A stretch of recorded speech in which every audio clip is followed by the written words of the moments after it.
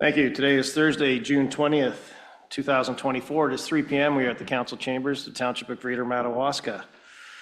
I'd like to call the meeting to order. Resolution, please. Be it resolved that the Council of the Township of Greater Madawaska calls to order the June 20th, 2024 regular council meeting at 3 p.m. Do we have a mover? Councillor Popke, second by Councillor Tripp. All in favor? That is unanimous, so carried. Please stand for O Canada.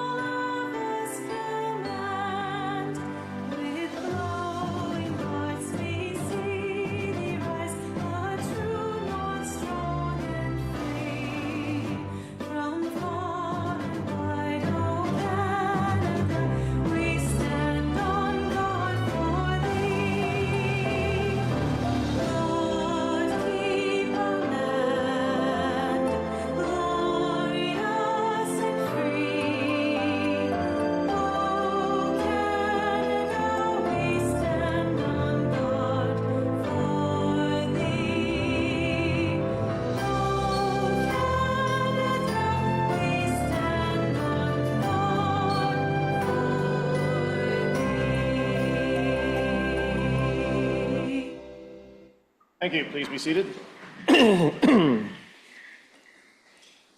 As we gather in chambers, I would like to acknowledge on behalf of council and our community that we are meeting on the unceded traditional territory of the Algonquin people. We would like to thank the Algonquin people and express our respect and support for their rich history. And we are extremely grateful for their many and continued displays of friendship. We'd also like to thank all generations of people who have taken care of this land for thousands of years. Thank you. Miigwech.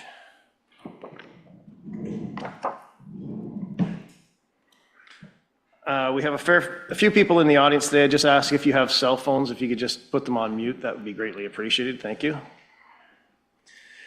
Section 2.1, approval of the agenda additions or deletions. Resolution, please. That the agenda of the council meeting of June 20th, 2024 be approved as presented. Do we have a mover? Councillor Levesque, second by Councillor Thompson. All in favor? That is unanimous, so carried. Section 3.1, approval of minutes. Resolutions, please. Be it resolved that the following minutes are approved by council, May 16th, 2024 regular council meeting. Thank you. Do we have a mover? Councillor Tripp, seconder. Councillor Levesque. All in favor of the approval of minutes? That is unanimous, so carried. Section 3.2, acceptance of minutes. Be it resolved that the following minutes are accepted by council, April 10th, 2024 Recreation and Culture Committee, May 10th, 2024 Canada Day. Thank you. Do we have a mover? Councillor Thompson, second by Councillor Popke. All in favor? That is unanimous, so carried. Are there any declarations of pecuniary interest or the general nature thereof from council? There are none seen. Thank you. We'll move on to section 5.1, which is our Volunteer Appreciation Award presentation. All volunteers make a difference. The generosity of volunteers has had a profound and lasting impact on our community. Their willingness to share both their time, their talent says a lot about each one of them. Their willingness to give selfishly to their community shows the strength of their quality and character. When you volunteer, you are making a commitment to share your most precious resources, your time. You make a tangible impact on the lives of people who are touched by your generosity. While we know that you choose to volunteer without exception and being recognized for the reward, today we want to do just that. We want you to know how much your dedication is appreciated by this community and how grateful we are about the job you do. This year, we are only awarding one Volunteer Appreciation Award. That recipient is well deserving of the recognition and amazing volunteer work that she does. When we publish her name as this year's recipient, our social media will blow up. with hundreds of comments and likes. The community agrees wholeheartedly that she is well deserving of this recommendation. She has been a tremendous asset to the community of Greater Madawaska for decades. Although she's so young, I don't know how she could have decades worth. She has helped with many community events and fundraisers over the years. You will always see her helping at community, whether it's family to family or at a public event. She dedicates hours of her life to this community with no exception to anything in return, or no expectation with anything in return. It is clear that her family is supportive and that in her many endeavors, and enabling her to work full-time and still find time to volunteer and get the job done with no fanfare, making her the perfect model for the next generation.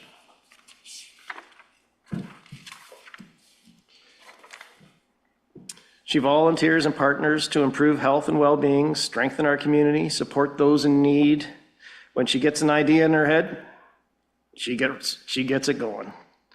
She is an advocate and the voice of keeping children busy and is always there to stand up and fight for the community. She has volunteered in so many areas, demonstrating the love and passion she has for our community. Recreation Committee, Calabogie Snowmobile Club and Hill Climb, Raise the Roof Committee, Calabogie Lions Club, Fish and Game fundraisers, winter carnivals, youth recreation, mixed broomball tournaments, ball hockey tournaments, bogey days, tornado relief fundraiser, take a breath, there's lots, trade show under the rink, GoFundMe page for residents when they need support, and has jumped to help anyone and everyone during the COVID crisis. She has been quoted saying, anywhere I was asked, I could volunteer. She shares this volunteer recognition with others by saying, all of this was done with several groups of amazing like-minded volunteers through the years. No successful event or club has ever been done alone. I share this honor with many others. Congratulations to our 2024 Volunteer Appreciation Award recipient, Kim Rakowski. Come on up.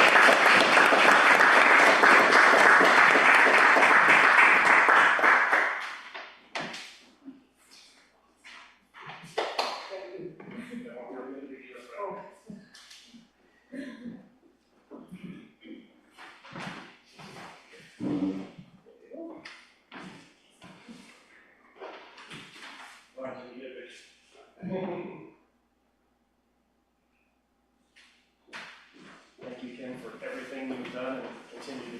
Thank you. Thank you. You're a great friend. Thank you.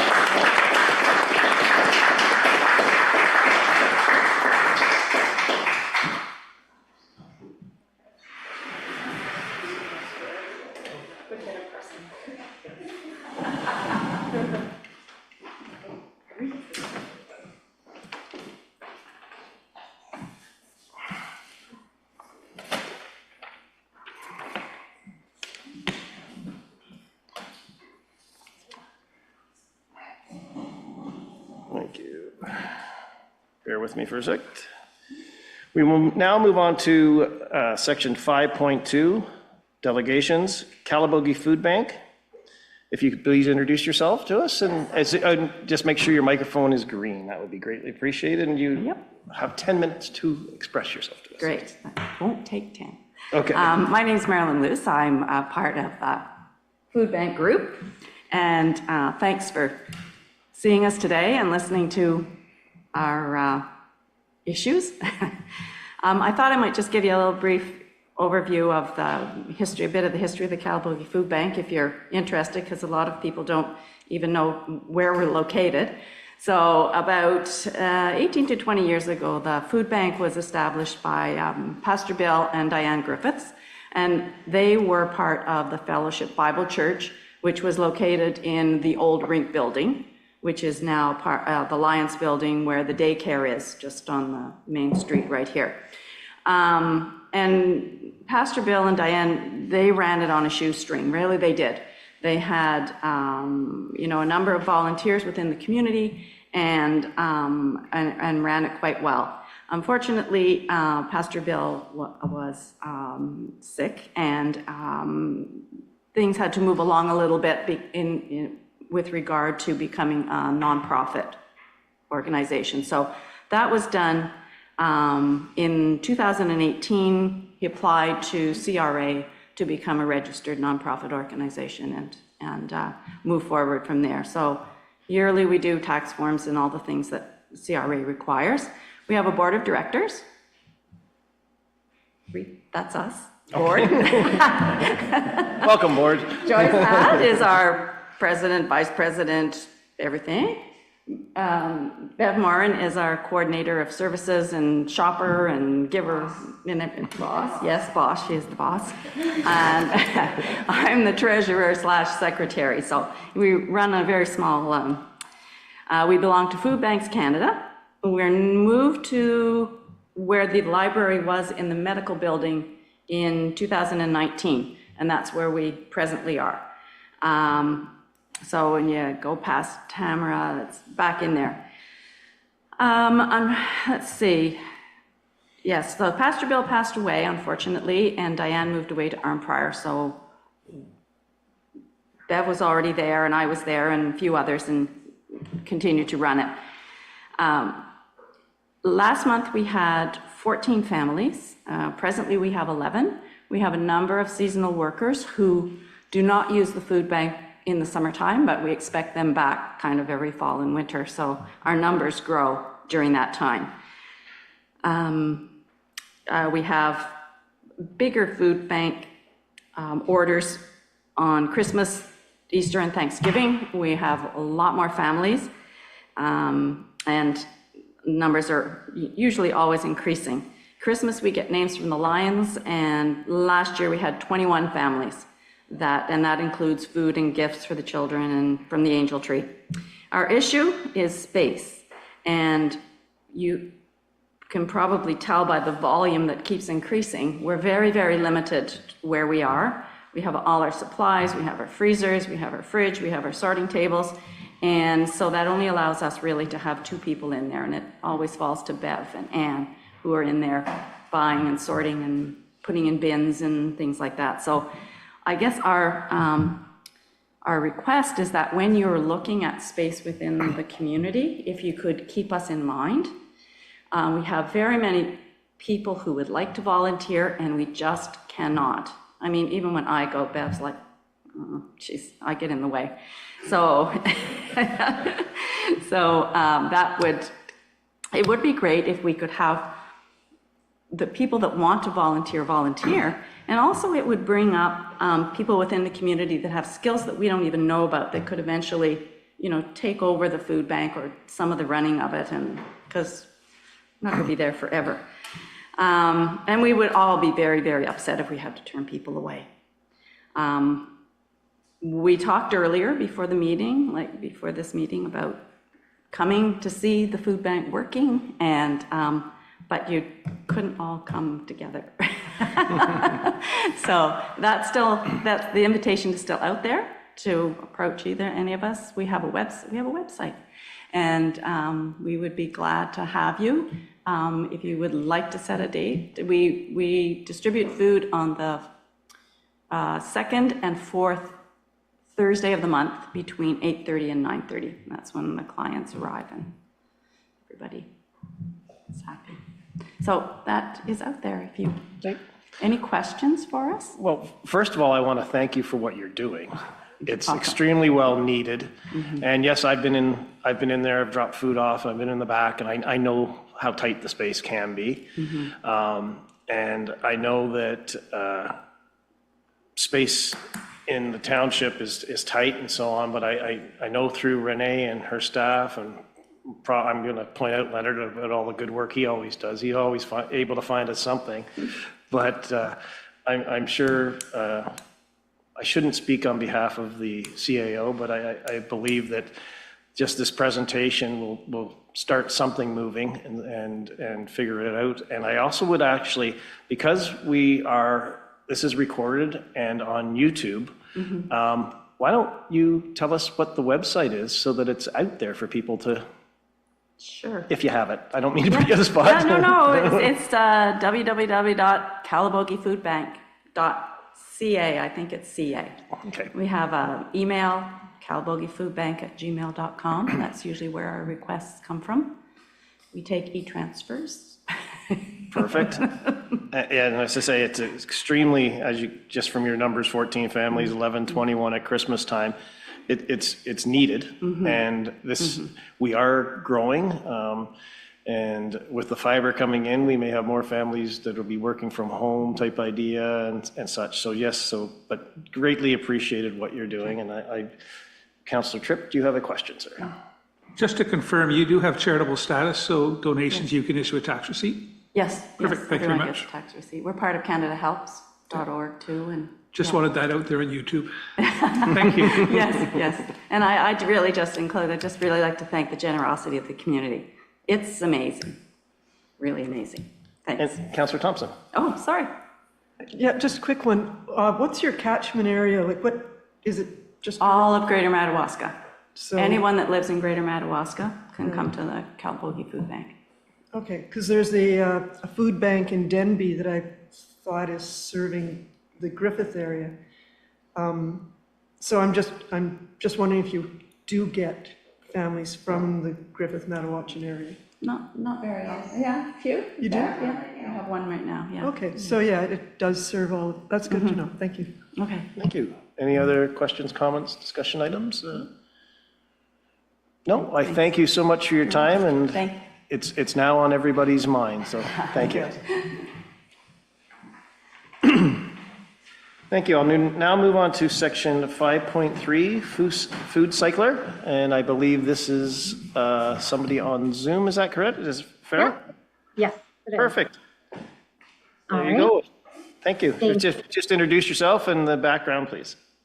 Sure. My name is Farah Sheriffdeen. I work with Food Cycle Science as a municipal program coordinator, and I am here to present the results for the Township's pilot program, Food Cycler pilot program. I am going to share my screen. So just one moment so I can make sure everyone can see. Perfect. Great. So like I mentioned, my name is Farah with Food Cycle Science. I'm the municipal program coordinator.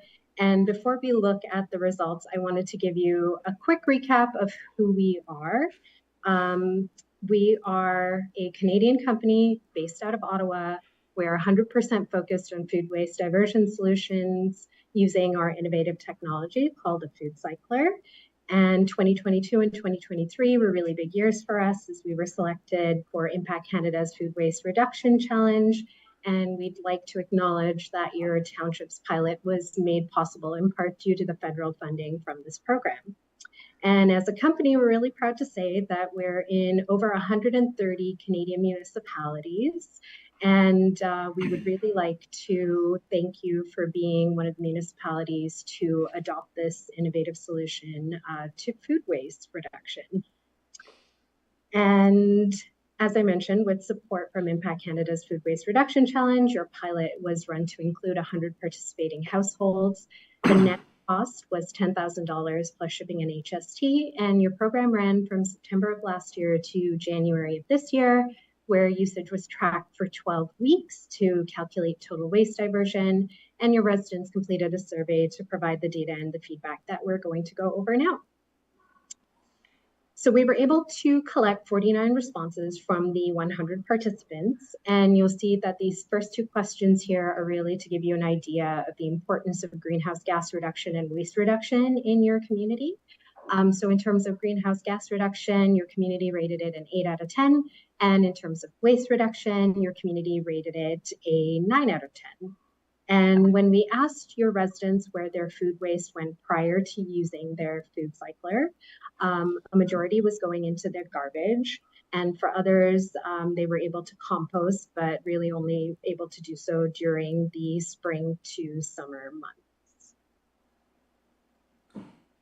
And when we asked your residents why they chose not to compost, a large number expressed concerns about animals like bears and raccoons. A number of your residents also reported concerns about odors, maintenance, and space. And these answers are very much in line with a lot of the data that we've collected in our programs. And the food cycler really is a great solution for these issues because it's easy to use, the byproduct is odor-free, and it also helps prevent those wildlife encounters. And when we look at the split of devices in your community, you had about 60 to 40% split between the FC30s and the Eco 5s.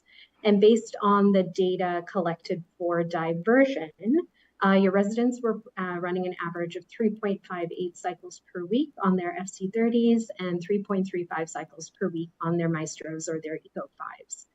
So this is equivalent to 249 kilograms per year per household of food waste being diverted using the food cyclers in your community. This is a total of about 24.9 metric tons of food waste being diverted.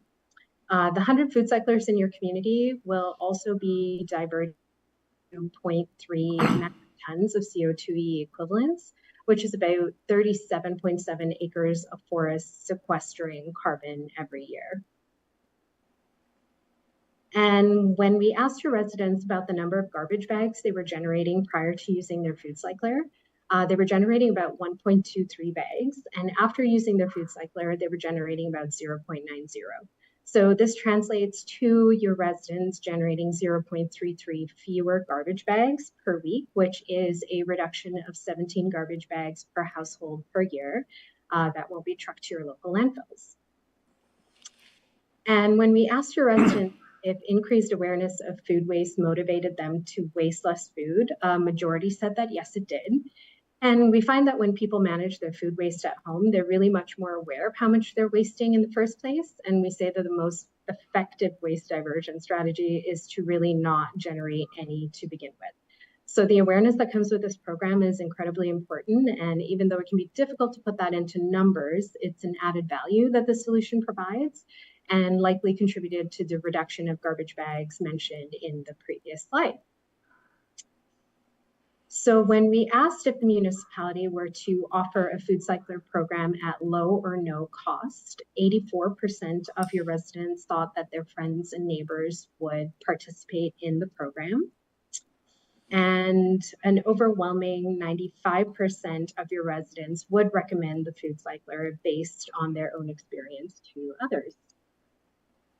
And this slide is pretty self-explanatory. It really speaks to the success of the pilot. 100% of your residents are going to continue using their food cycler as their food waste diversion solution moving forward. And this level of participation really far exceeds any other organics waste management solution there is out there today. For example, here in Ottawa, where we have weekly curbside green bin pickup, we really only have a 57% participation rate. And when it comes to composting, which is something that's available to anyone who has the space to do so, the rates of adoption have been fairly stagnant the last few decades. And we can also see that it's not incredibly high in your community as well. So this 100% participation rate in the pilot is incredibly encouraging and really speaks to the willingness of your residents to adopt this program. And when we asked your residents to rate their pilot project experience, they rated it 4.8 out of 5 stars, with 86% of your residents rating it at 5 stars. And this really is a testament to all of the work and the effort that's been put into planning and launching the pilot in the community. And this slide here is a couple of comments that we like to share that are constructive and offer feedback that's in terms of understanding how the pilot process worked in your community. And just to recap, 24.9 metric tons of food waste will be diverted from your landfills every year with the 100 food cyclers in your program. Your residents reported a 0.33 bag reduction per week, which equals 17 bags per resident per year being diverted. And 100% of your residents are going to continue using their food cycler moving forward. And to kind of give you an idea of what scaling change looks like with food cyclers, the city of Nelson in British Columbia is the first community to adopt the food cycler at the community level as an organics management solution. Some of the resources there in place include a partnership with the local grocery store, where they have carbon refill stations for residents to access carbon pellets for free. We also have a local repair program. We have bear-proof drop-off bins for residents to drop off byproduct that they're not using. We also have a e-waste recycling program and an extensive education resource program. So the possibilities of what a food cycler program can look in a community really are endless, and we're always happy to discuss that. And we would also like to introduce our Eco 3. It's the new model that'll be coming out in the summer of this year, in August actually. It's a 3.5 liter model. It is, if anyone's seen the FC30 and the Eco 5, the footprint of the Eco 3 is going to be a little bit smaller than that of the FC30, but it has the same robust grinding mechanism that the Eco 5 has. And in terms of some next steps that we'd like to share, we do have our emissions calculation tool. It's a consultative tool that allows you to assess the impact your food cycler program has by eliminating GHG emissions in your community and the impact it can continue to have on sustainability efforts. We also, as I mentioned, as one of our early implementation partners, you have first right of refusal for any Impact Canada funding that comes through. And we just ask that you accept this presentation, and we're always happy to discuss any next steps. There are any interest in continuing with the program. So that brings me to the end of my presentation. Are there any questions or comments? First of all, I'd like to thank you on your punctuality. You had 33 seconds left, so that's very good. Try to make it. Yeah. No, for myself, I have the food cycler at home and I love it. So it's fabulous. And I'll open it up to council for any comments, questions, discussion. Councillor Thompson? I think this is really exciting. I mean, you could have put them on the shelf, and hope they sell at Walmart. But by involving making the case for how much money we'll save if we partner with the people who buy it. So, I think is it half we pay, but maybe more. But anyhow, it's not a cheap item. So for the uptake of this project, we're saving money and we're doing waste diversion, and it's a net benefit to the municipality. So I'm really, really happy that it was successful and that we had a chance to try them out. Thank you. Thank you. Councillor Tripp? Thank you. I just want to congratulate the company. I have one. I've also had the opportunity of seeing your team at AMO conferences and watching the interest from the general public within those environments, bringing it in. So I think it's a really good trajectory. In full disclosure, I was skeptical when I bought it. I bought it to try it. And it's a staple now in the kitchen. And especially this time of year, stats are stats and the pictures are showing the garbage bag, but from personal experience, we are significantly down in what we take to the site, and most importantly in hot weather. The only disadvantage I found is I saved all of the grinds over the entire winter period to put into the garden, put them outside, and apparently the squirrels really enjoy this stuff, and it went everywhere. So I lost my dedication of keeping the materials all winter, but it's a very good program. I'm pleased that we were able to be part of it, and I think it's going to have a strong trajectory in our community just through word of mouth. Thank you. Thank you. Any other questions, comments, discussion items? None at this then seen. I thank you so much for your time today. Thank you very much for your presentation. Thank you so much, everyone. Have a good afternoon. Take care. Moving on to section 5.4, Energy Plan, Greenview. Tyler Peters, Project Director.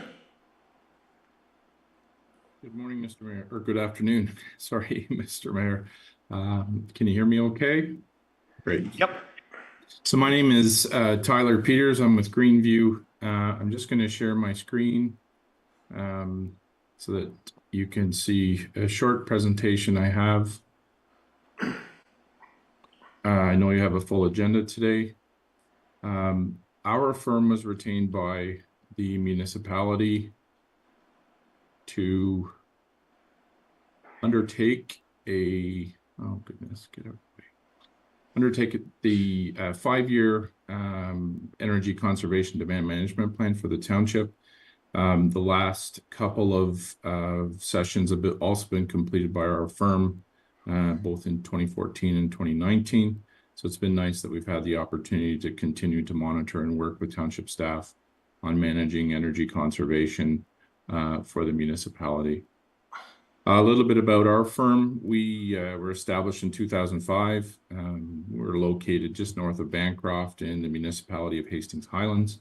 Our firm kind of specializes in design, engineering, and building assessment type work and overall environmental services, so both the built environment and natural environment.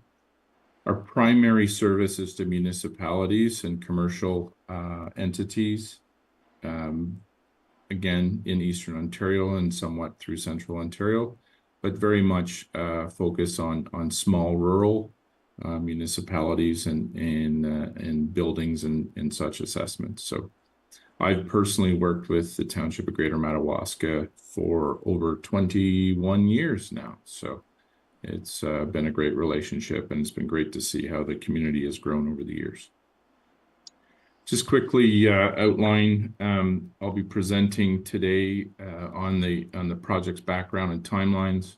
Be speaking a little bit about the purpose and scope of the project, the elements of the Energy Conservation Demand Management Plan. You've been circulated the draft version of the report, also shown on the side screen here. I'll look at some recommendations and some next steps. So a little bit about the regulation. Originally launched in 2011 and has morphed through a number of different amendments, primarily looking at the public sector and the province looking for public sector entities, including municipalities, school boards, things like that, to report on energy consumption, both to look at greenhouse gas emissions, but also at energy intensity. So there's a database being compiled by the province that is available to the public to view for municipalities that report. It is legislated, so therefore there is the expectation that municipalities will report. There has been some change in the annual energy reporting platform. Last summer, so August of 2023, there's a new basis of managing data through the Common Energy Star program, which I'm sure many of us are aware of. And that's a new reporting platform that's been imposed through this process. And the municipality has been doing that reporting on an ongoing basis. So the purpose was, again, to look at energy consumption in municipal buildings.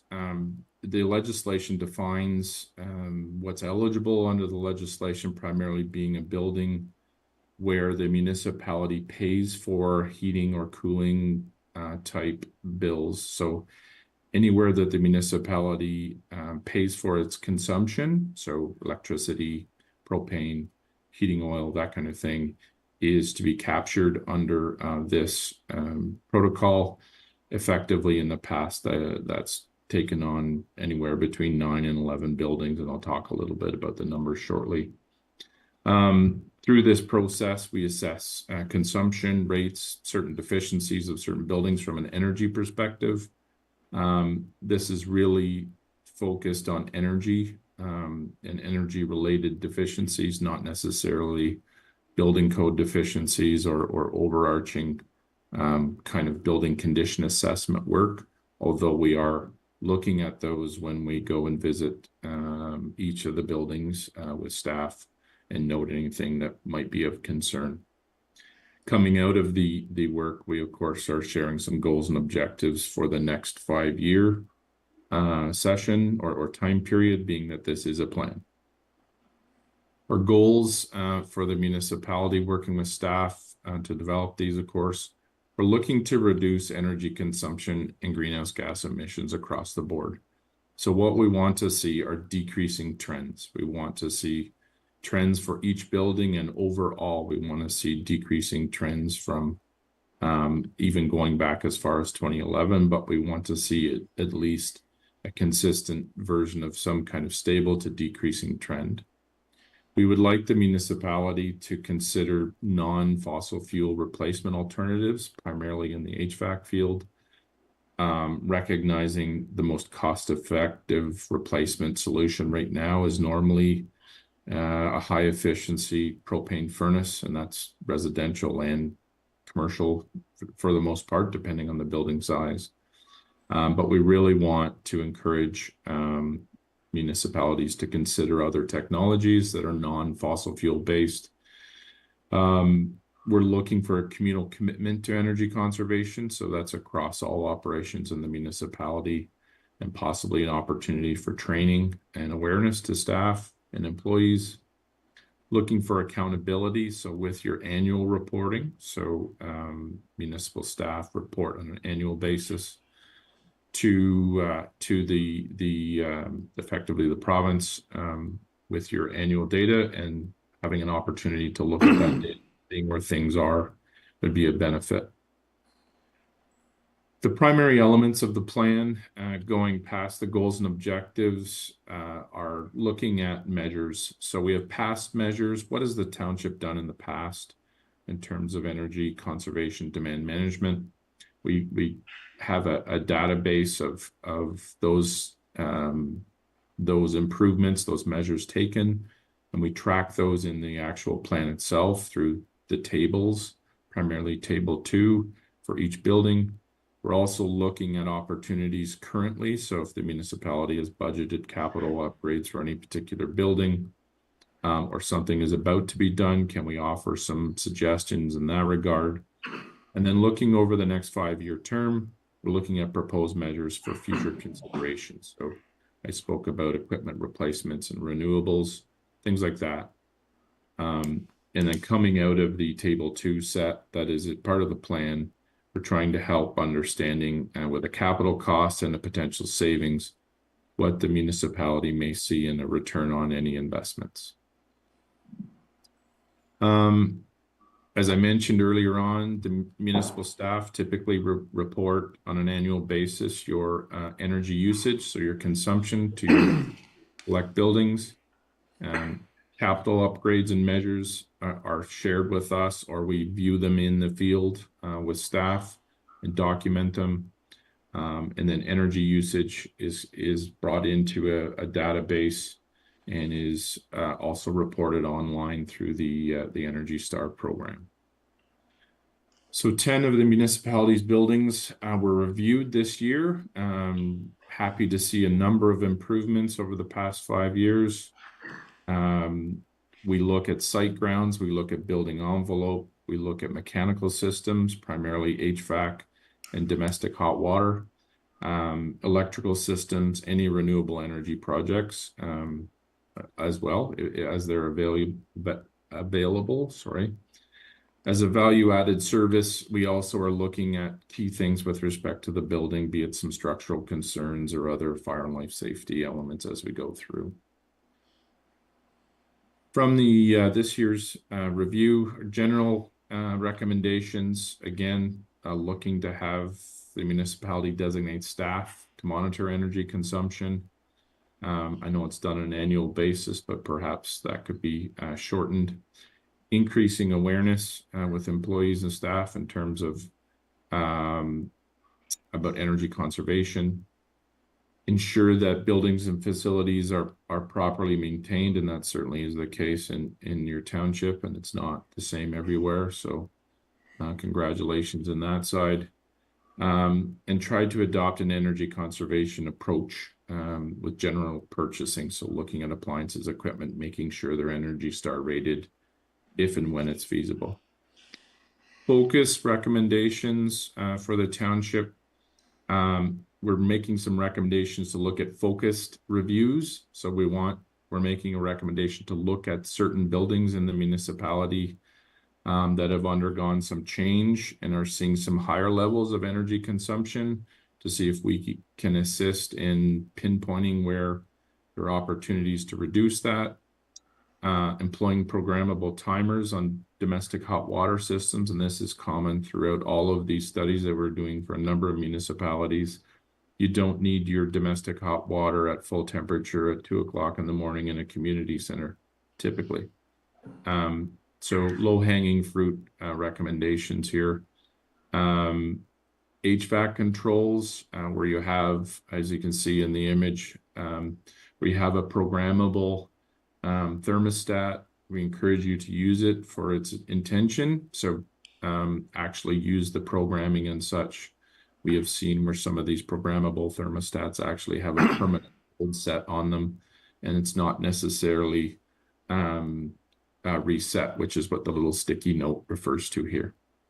And again, considering, we invite you to consider new and emerging technologies in systems. So next steps, we are asking for council support, the township support on the energy conservation demand management plan to be finalized. We would like to consult further with staff on opportunities to look at focused reviews of certain buildings. We are asking the township to look at those recommendations that are presented, and we're interested in having a closer look at some of these poorer performers. We'd be happy to do so. Thank you, Your Worship, and I'm open to any questions. Thank you so much for your staff presentation. And staff presentations generally have longer time periods, but I'd like to commend you. You had 45 seconds left in the 10-minute one, so you were well ahead of schedule, so thank you. And do we have any questions, concerns, discussion items from council? Councilor Levesque. Thank you, Tyler. Very comprehensive report, and I looked through it quite interested. And the question I have, I guess, I'm not sure if it's directed for Renee or Leonard, or yourself. You talked about use of technology. So we've seen some of the technologies in use, such as the thermostats and so on. But I know in some areas, there's a complete automation of all of those systems. So remotely, and also from the reporting standpoint. So one of the concerns I can only envision is just the reporting aspect of what staff would do to report this back to the government on current status. And I could be wrong, but it could very well be automated, but I don't know. But it sounds to me like it would be an onerous task to report all that back. So the reporting, the monitoring, and the execution of the systems, I guess the question I have is, what's that look like for the future? Like, are we at a ground zero in terms of systems and electronics, or are we halfway there? Through you, Your Worship. Excellent question. So the good news is that energy consumption is currently reported primarily from consumption invoices. So your Hydro One invoice has kilowatt hours consumed on a monthly basis, and staff enter those monthly invoices into this new Energy Star Portfolio Manager program. The benefit of the Energy Star program is that it actually is something you can use to plan, to do detailed investigation into consumption, time of year, things like that. So the reporting side of things is relatively easy. There are opportunities to look at that data and actually use it as a tool to investigate poor performing buildings, for example. You had mentioned initially that certainly in larger buildings, not necessarily in rural Ontario everywhere, but in larger buildings, building automation systems, so BASs, things like that do exist, but they're typically complicated. So we don't normally see those in smaller buildings. We see versions of those in certain communities, but they tend to be larger communities or in larger buildings. So right now, just to summarize, the reporting process is relatively straightforward. It's not necessarily easy to do. It is time consuming, going through every single invoice every month for every building. But that data is valuable in looking at how the municipality's buildings are performing and looking at strategies to decrease consumption. Thank you. Any other questions, supplemental? If there is any, I'd like to pass a motion to adopt the plan, which is not included currently. Good. that council adopt the 2024 Energy Conservation and Demand Management Plan. Do we have a mover?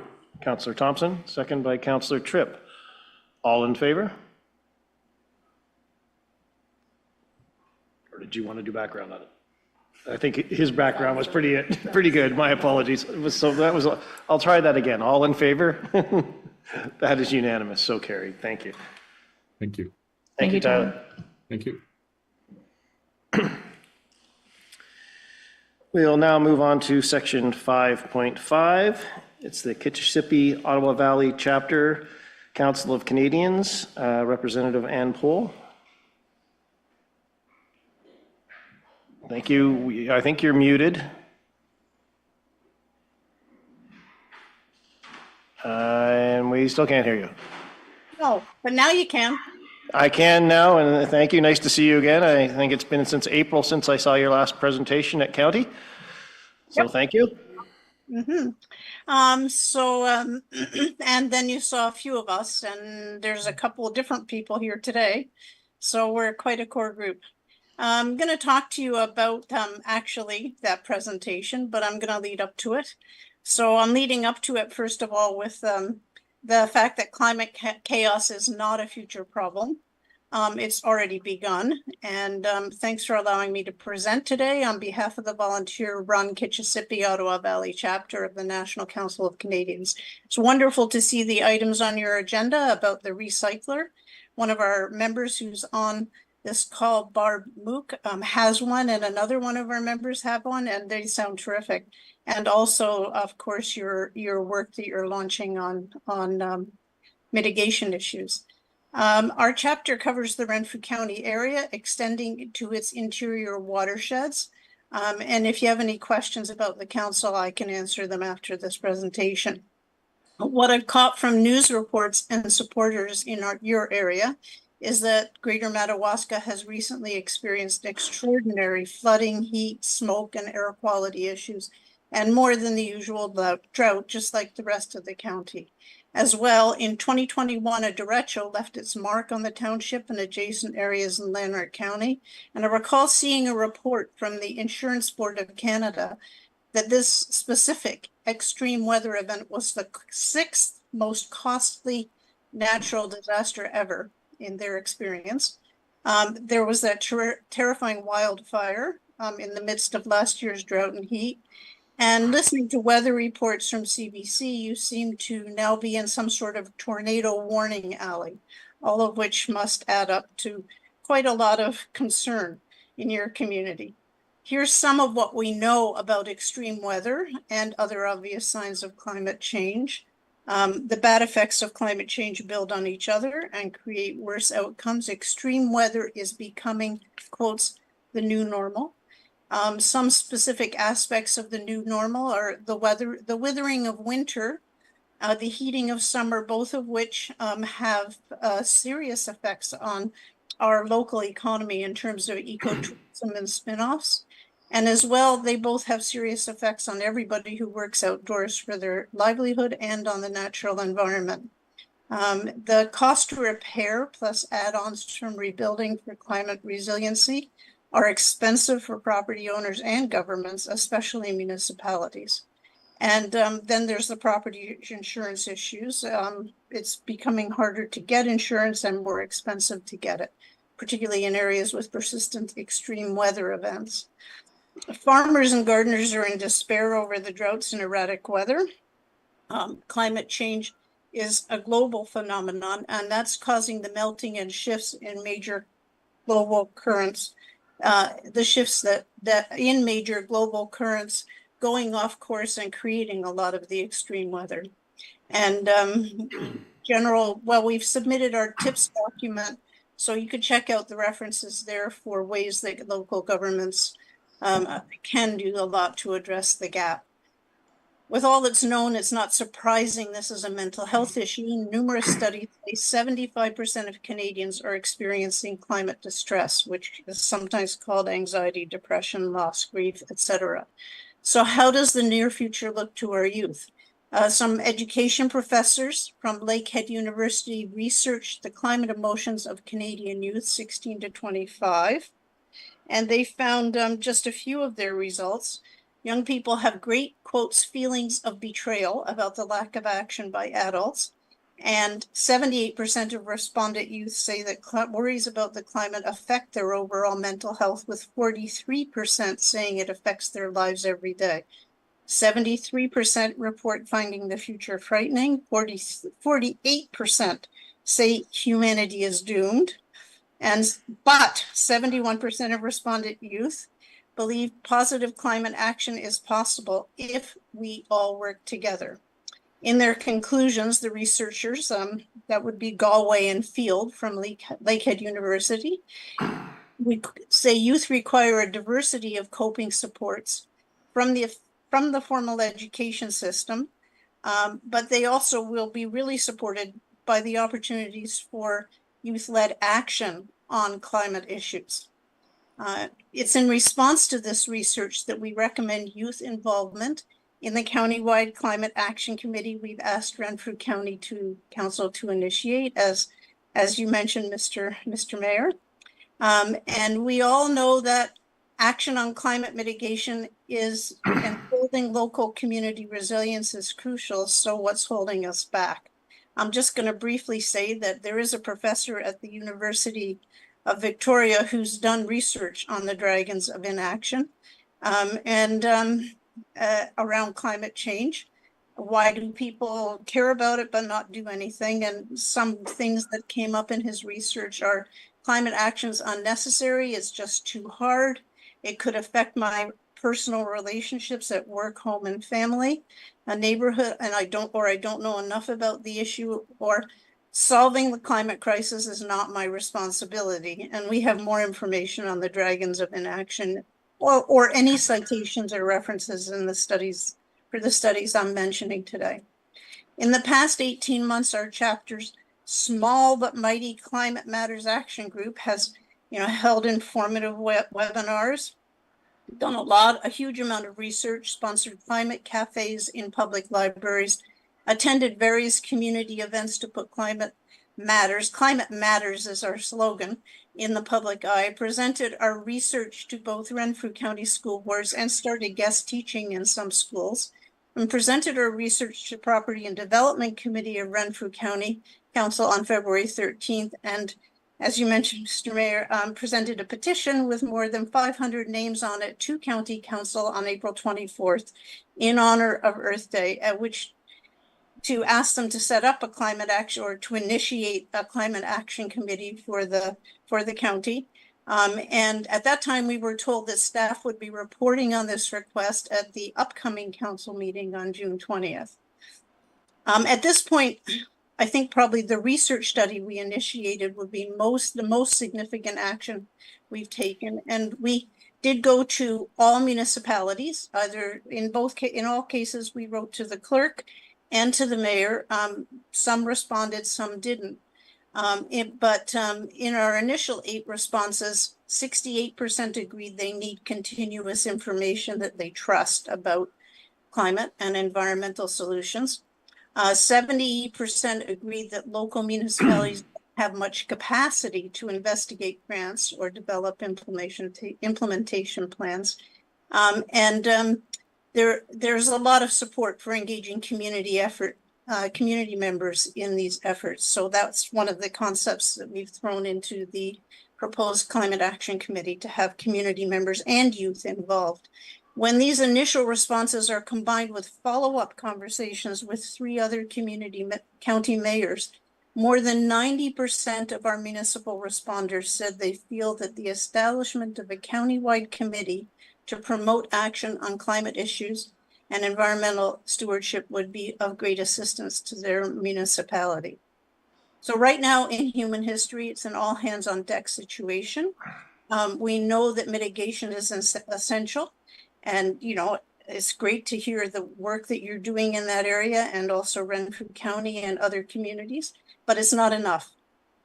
Research says that we need adaptation strategies for building resiliency to the turbulence of oncoming challenges from climate events. Even if we stopped burning any fossil fuels and right today, we would still, there's still an ongoing thing in the environment, and we still will have difficult consequences to deal with. So we really need to get on top of resilience building. Some of the areas that local level governments can work on to build climate resilience include transportation, just even getting together and creating a bus system inside the county to facilitate mass transit for shopping.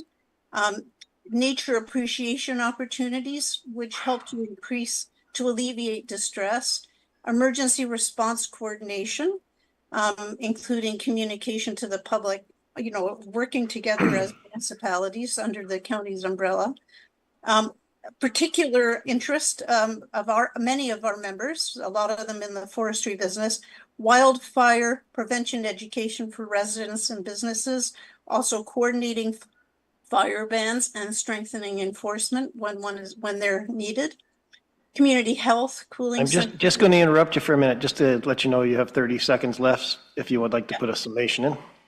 Okay, so a lot of these other things are in our thing, but particularly revamping local bylaws and creating official plan land use regulations using a climate lens on all the municipality does. A county-wide climate action committee under the hosting umbrella of Renfrew County Council is the only way to go, because we all have to work together. And you can start today making the change by hopefully deciding to support our request to Renfrew County Council to initiate a climate action committee that includes all municipalities, including Pembroke and also Pikwakanagan, so that we're all working together. Thank you. This will make a difference for our communities, our children, and coming generations. And thank you for this opportunity. Thank you very much. Any questions, comments, concerns from council? Councillor Thompson? It's interesting how almost everything today is, as you mentioned, is connected to, we'll be talking about planning. The presenters were talking about how to waste diversion.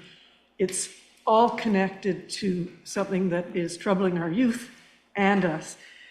So I just want to say that I think this is necessary. Thank you. Thank you. Any other questions, comments, concerns from council at this time? No. Well, I thank you very much for your presentation, and you have a good evening. Thank you. Thank you.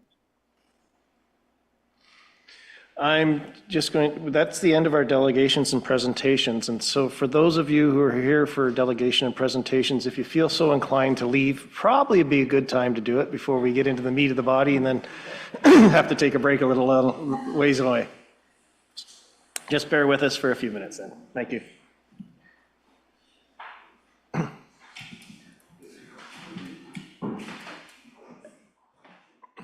Thanks.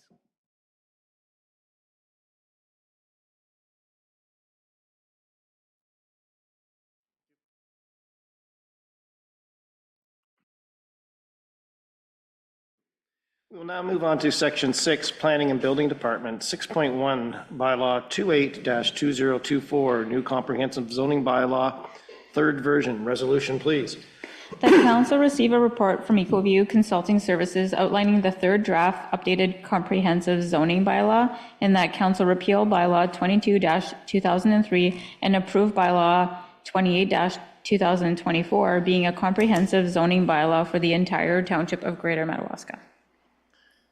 Thank you. Do we have a mover? Councillor Levesque, second by Councillor Thompson. And background, please. I believe Kent is presenting background to us. Yes, thank you, Mayor Ware, and hopefully you can hear me. Yes. So as council recalls, I presented the final draft in May of the zoning bylaw, and the motion from council at that point was to defer the final approval of the bylaw subject to changing the established building line or removing the established building line provision that are described in the report. And so we wanted to be sure with that referral that we were not, didn't want to do it on the spot. We wanted to ensure that the document, there were no sort of ripple effects from taking that provision out. And so our suggestion was to take it to the next council meeting, which here we are. And so what you have before you is that plan. That provision has been removed. It also provided us with an opportunity to just do some minor housekeeping changes that the county had suggested. We likely would have covered those in a housekeeping amendment down the line, but we were able with the opportunity of the deferral to make those changes. They were very minor, just a few things here and there. So at this point, we're presenting council with this third draft. I think we've addressed the resolution and the reason for the deferral. So I'll leave it with council, and I'm happy to answer any questions. Thank you. Any questions, comments, concerns from council on this third draft? I just want to thank you, Kent, and everybody involved with the adjustments that have made. I think they're really good for the future, and I think it covers off all the things we're concerned with, certainly for the time being. Thank you. Thank you. Councillor Tripp. Thank you, and thank you for this. So I'm going back to the draft that we had at the last meeting, and the recommendation both through community consultation and through your recommendation that to support. And then we got into discussions about two main changes. One was we recognized that setbacks had gone from 50 to 20. We as a council decided to move that to 30 and then take the line out. I didn't quite understand the implications of this and the impact of the delay in bringing forward something that is moving the line back. So the line, sorry, not the line, but the setback to 30, and I'm going to turn to help from our CAO on this, but I still don't understand the implications of the 30 setback and how that's going to make, even in terms of waterfront property, the implication of the look and the line is one. And two, the additions that county has made in terms of the fine tuning, are they significant, or is it something that we would have picked up later? What I'm suggesting is if we had left this thing alone and passed it, we would have had certain protections. And we've seen the consequence over the last 30 days of this going forward and allowing, in some cases, applications to be put in that I would suggest are not beneficial. But giving this window of opportunity allowed that to happen while we negotiated into a 30-foot and the removal of a line. So I guess we can't roll that back, and unfortunately we deal with the consequence of what happened over the past month. But moving to the 30, could you explain to me how that's going to make... My sense is if we have existing buildings and there's a new lot and it's pushed back to 30, new construction is going to be at the back end looking down into the buildings, and then from the waterfront it's a step back into the ground. Kent, I'm going to push the question to you on the impacts. Thank you. Sure. Through the mayor. So in terms of the 30-meter setback, it applies to, as of now, would apply to all new buildings. So if you've got a vacant lot, there's no cottage there, you want to build a new cottage, you have to be 30 meters from the shoreline. For when you're describing a situation where if somebody's reconstructing a cottage, and I said at the last meeting, I wanted to ensure that I differentiate the two, because if you have an existing cottage, let's say that's 15 or 20 meters from the water, under the provisions of the zoning bylaw, you can reconstruct at that distance. You can't go any further and encroach any further. And you can reconstruct at that distance provided you're meeting all other setbacks. So there's that scenario. But in a scenario where you've got an existing lot of record, let's say that's vacant, so that's never been built on, and you're building it, you're putting a new building, you have to be 30 meters. The established building line provision that was in your zoning bylaw with the 15 and that we had changed to 20 and is now out, that was essentially for all existing lots of record that are vacant.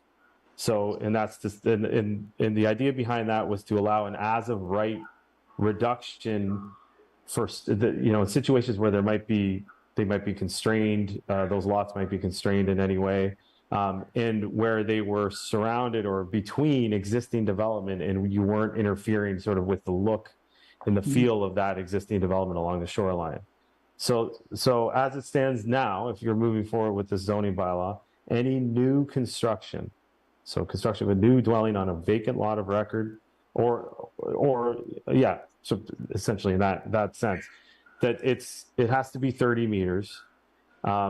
Any non-complying building, so situations where you have an existing cottage that encroaches, that can be reconstructed at that same distance, Right. as long as it complies with all other provisions. So new construction needs to be 30 meters back. That's correct. And is there discretion at our level through amendment to bylaw to move that? I'm just looking for the unintended consequences down the road, because this could have a huge impact on how we look at the waters level on new construction, where we currently have a number of homes that are relatively in line, and I'm not thinking about just Calabogie. When we look at other rural/touristy communities, there's a certain look and feel to the neighborhood. And now we're going to have these blocks 30 feet back. We could have a row of houses at existing or pre-existing. And now we're going to have new construction, and it's almost like a zigzag on waterfront property. And that's what I'm looking at, the unintended consequences of this.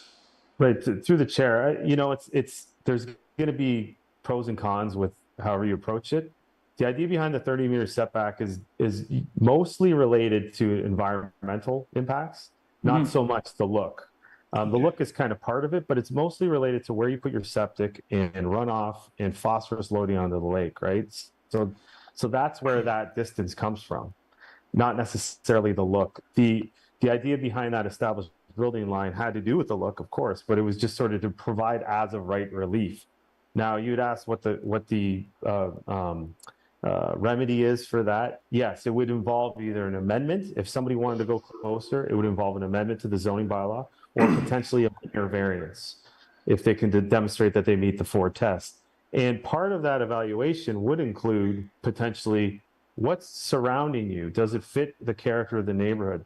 Especially with the 4 tests. I mean, the council's aware as in their capacities committee of adjustment with the desirable and appropriate tests, right? And that has something to do with it. The impact test, visual impact has something to do with it. So you would be evaluating if somebody's looking to reduce that, you would be evaluating it either as committee of adjustment or council if it's a zoning bylaw amendment. Thank you. Okay. Thank you. Yeah. Supplemental? Well, it's just a concern that and thinking forward, because I've certainly learned through our decision at the last meeting, the importance of thinking things through for unintended consequences. And we can't change the fact that we lost that opportunity. Going forward, I'm just nervous of situations where there are existing homes and a lot between the two that are building 30 meters back, and the unintended consequence to the existing neighbors when the house is shining into their backyards, into the back bedrooms because of this rule. And I'm just raising a bit of concerns that I've had through this process, and a bit of my remorse and regret in my vote at the last meeting. But Thank you. thank you. Any other questions, comments from council? Councillor Lebec. And just to respond to that, Councillor Tripp, I think in every case, they can apply for a minor variance, and we can look at every one of those as they come in. And I think that was certainly why one of the reasons I brought it up is because we wanted to make sure that the natural instinct was not to just put it closer to the water, that they'd have a starting point and they could move forward should it be approved. That was, I think, the mindset behind that provision. Okay. Thank you, Councillor Tripp. Supplemental? Thank you, and I respect that. I mean, there's just I'm I'm questioning how things will look in the future. And again, unintended consequences and looking forward. None of us recognize, I don't think, the impact of the delay in this legislation going forward, even with putting the extra burden on the planning team for minor variance or bylaw amendments. It's extra work. But if this is, I mean, it's the direction of council. It's the direction of council. I'm just concerned about, having remorse about what we did and its impact. I'm also now just cognizant of going forward and the impact this could have. But you are right, there's tools to do it. It's just our capacity, if we go into rapid growth, the impact that will have on our team. Thank you. Any other questions, concerns from council? Councillor Popke. I think the problem we're having today is people are building houses too big. And back in the day when these established lines were set up, cottages were like 1,000 square feet or 1,500 square feet. Now people are coming in and they're building 4,000 square foot cottages. And I don't think it matters which way you go, you're gonna have a zigzag line effect, whether it's in the front or the back. And personally, I'd rather see it at the back and have a nice waterfront that you can look at versus looking at this great big mansion. Anyway, that's the way I look at it. Thank you. Anything else from council? Okay. I made it quite known at the last meeting that I was against removing the established building line.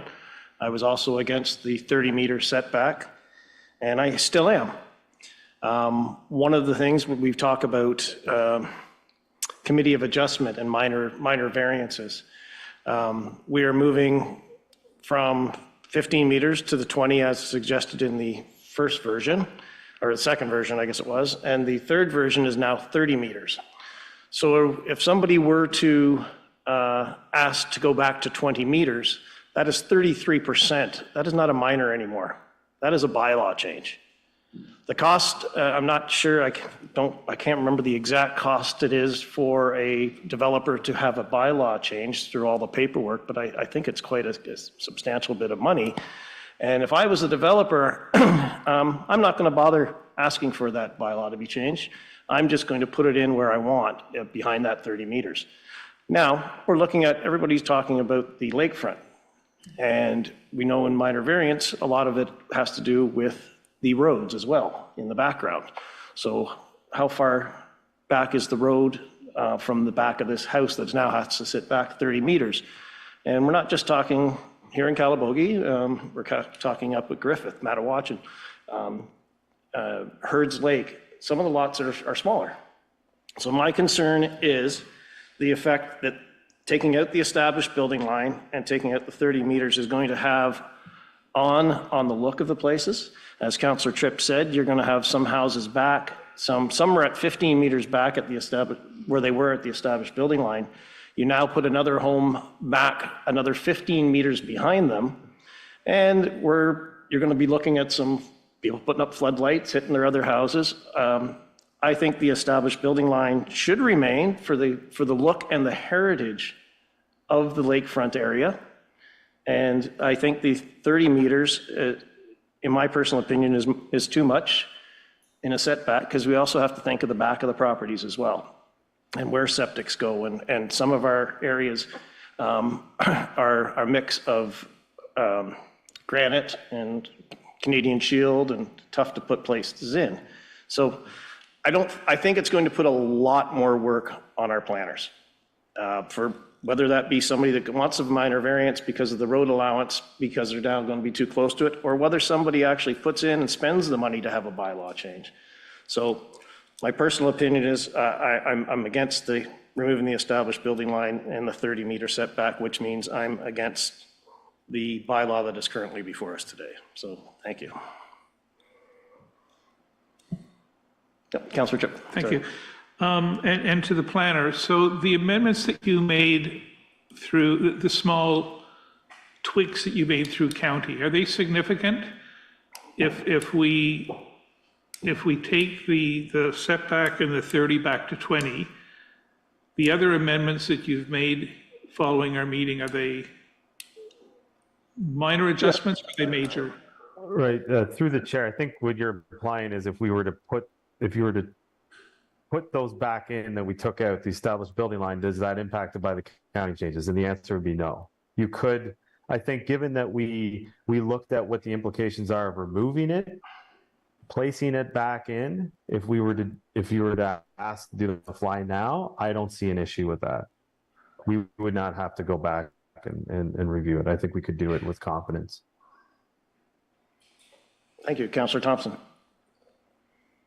I think that we have to avoid continuing to make the mistakes of the past that will potentially damage our waterways for future use. And if we're talking about a lot of development, then that's all the more reason we need to have 30 meters, which is standard, as the standard no matter where you build. And only ask for a variance if it's needed and can be justified, that it won't harm, the neighbors don't object, won't harm anything. So I think we should stick with a standard's a standard. We have to start fixing the mistakes of the past, not repeating them for the environment. Thank you. Councillor Levesque. I would support Councillor Thompson in that regard. As Kent pointed out, it's really not about the look. The primary is really the environmental impact on putting things too close to the water. When we built the place in 2002, we followed the 100 feet, 30 meters. We didn't consider a minor variance at all to do that, and the lot accommodated that. So if you get into a scenario where the lot can't accommodate that, then that's where your minor variance comes into play. In terms of what the look and feel and whether it's going to deter development, I don't agree that's going to be the case. And I also don't agree that we're going to be hitting a volume that we can't manage. And if that's the case, then it's going to be more development fees and more opportunity to hire more staff if it should ever come to that. But I think, as Councillor Thompson said, that is and was our standard. How we got to where it was at a 15 meter, I don't know when that came into play, but I certainly, as we developed our place, it was 100 meters and that's the way it was, 30 meters and that's the way it was. And how people are doing that today, there are some situations. And the other thing that I want to highlight, as I had asked our planner early on, is minor does not have a definition. There is no definition. So 33% or otherwise, there's no definition for minor, as we've learned. So minor is a subjective term, and there's no mathematical calculation for minor. So that's all. Thank you. Was there any other questions, comments, concerns? No? So resolution then? Yes, please. That council receive a report from EcoView Consulting Services outlining the third draft updated comprehensive zoning bylaw, and that council repeal bylaw 22-2003 and approve bylaw 28-2024 being a comprehensive zoning bylaw for the entire township of Greater Madawaska. Thank you. Do we have a mover? Councillor Thompson? Oh, sorry. We did that already. My apologies. That was just a So all in favor? That's 4. All opposed? That's 1. So carried. Sir, could you stop? Thank you. Local 6.2, local official plan review and amendment. That council receive a report from EcoView Consulting Services regarding steps and options related to a local official plan review and amendment, and that council proceed with the public consultation component of the local official plan review in order to determine the scope of a potential local amendment. Thank you. Do we have a mover? Councillor Popke, second. Councillor Thompson? And background, please. Thank you, Mayor Weir. So this report and recommendation is a result of direction from council back in February, where you directed staff to engage with the County of Renfrew regarding official plan amendment or local official plan policies, and what steps would have to be taken to proceed with that. And essentially what we're talking about are policies that would, within the Renfrew County official plan, that would be specific to Greater Madawaska. And so this discussion, which has been sort of ongoing in the last 6 to 8 months or so, is largely stemmed from concern with rural residential development or subdivision development taking place within rural areas. The way that the county official plan is set up right now, it does permit rural residential development.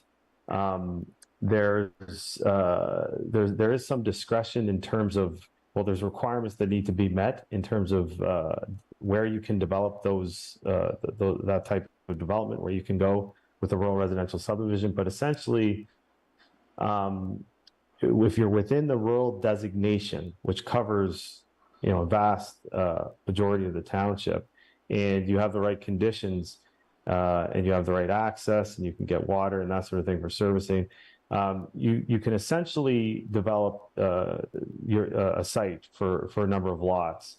And again, you have to meet those requirements. You have to have technical analysis done, and it has to be reviewed.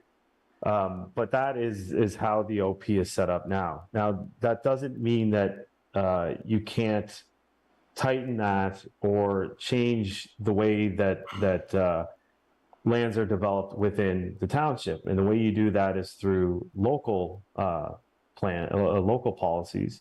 As I've noted in my report, and as Council's surely aware, that the township of Whitewater region has local plan of policies. So it's not unprecedented within the county.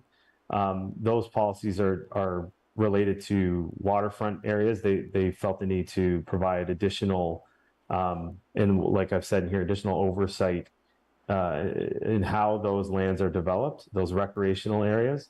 In this case, it's not just a rural residential. I know that council's expressed concerns with waterfront development, as we just heard.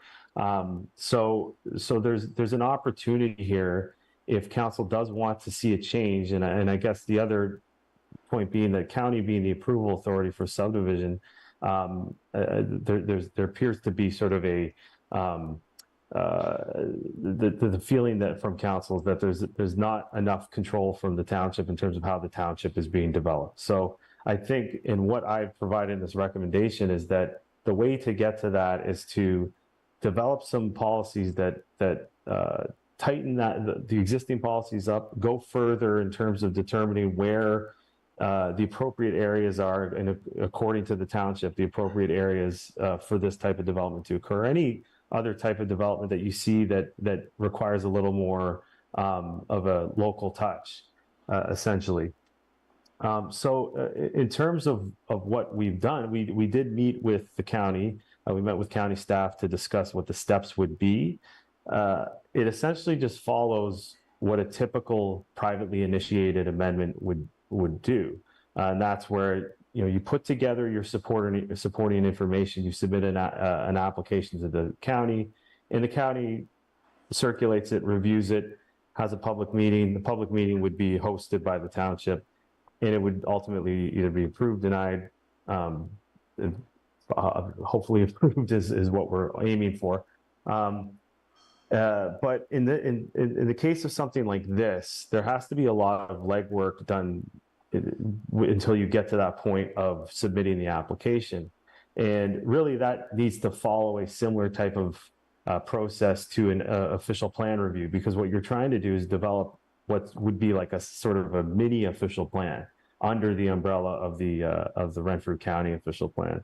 So as we've laid out in the report, there's a number of steps that we think would be necessary to doing that.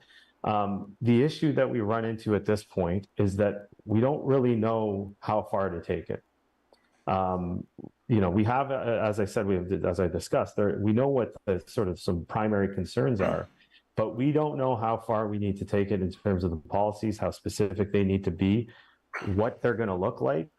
And really, the way to do that is through consultation. It's through consultation with the public. It's through consultation with council. Potentially ad hoc committee, things like that.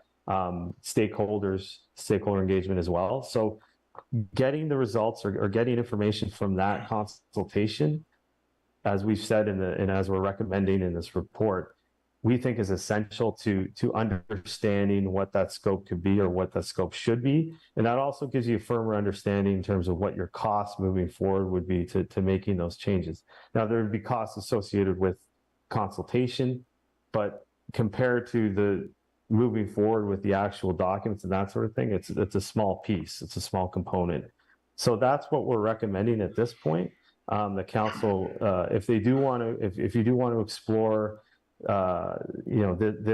avenue or this process, that you start with that part of the step, the public consultation step. And we're happy to provide more information about what that would look like, specifically in terms of an outline, essentially. And so that's what we've recommended today. So that's pretty much it. I am happy to answer any questions that you may have. Thank you, Kent, and thank you for the comprehensive report. And I will now open up to council for questions, comments, concerns, discussion item. Councillor Thompson. Hi, Kent. Thank you. And thank you for the time you and I went through all this, because it's a hard thing to understand.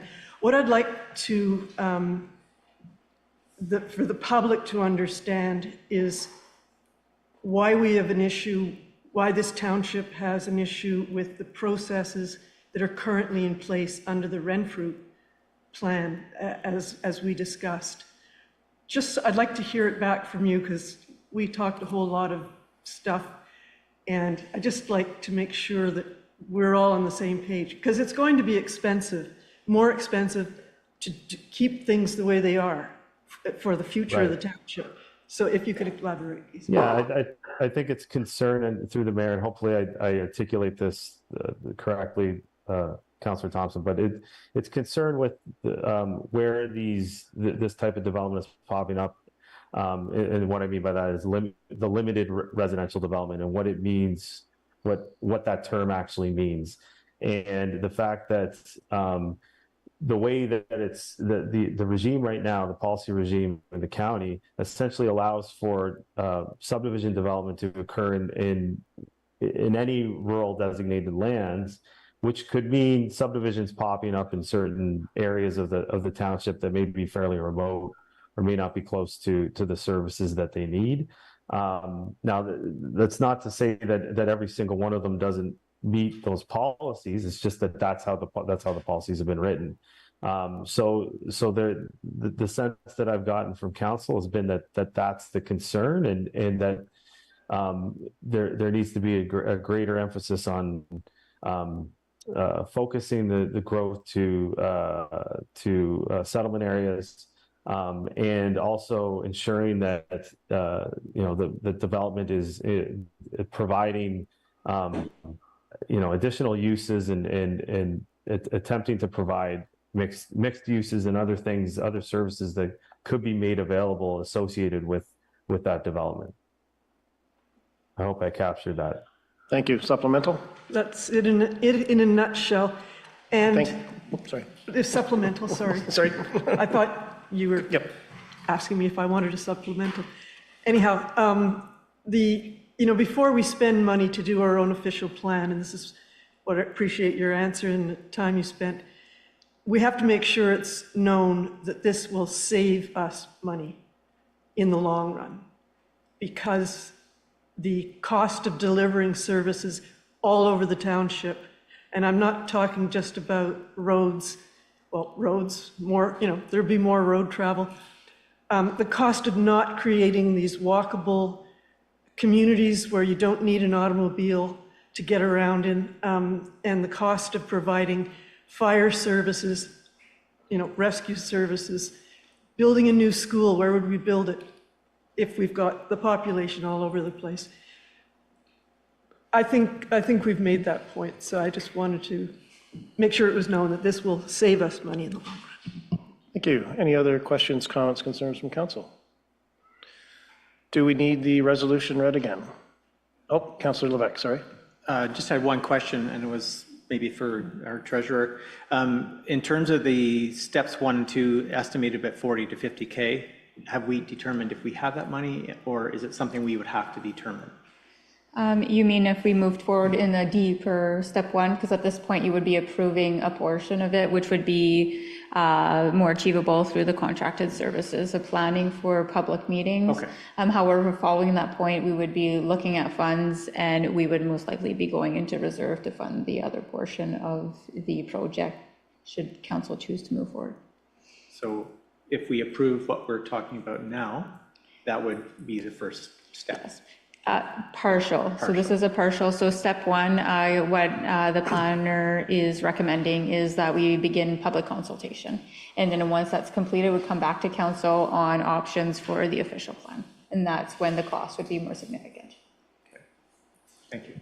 Thank you. And I, as I say, I greatly appreciate this, and I understand the need for it, and allowing public consultation to get a better understanding of what the public wants to see, and us as council, but not just the public that always lives here. We have people there, they're cottagers as well, but they're residents. So to say that the public is kind of a misnomer, I guess it's constituents of this township. It's allowing them for input. So I think this is wonderful. So thank you. Oh, Councillor Thompson. This will take a period of possibly up to a year and a half.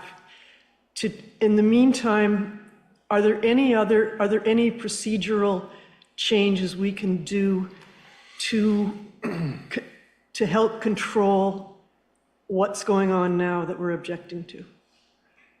Or is that something you would like to explore and get back to us on?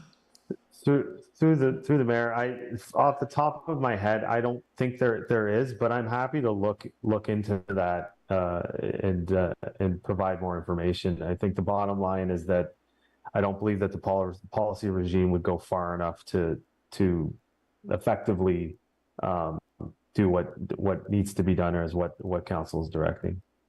Thank you. If you could read the resolution again, please. Thank you.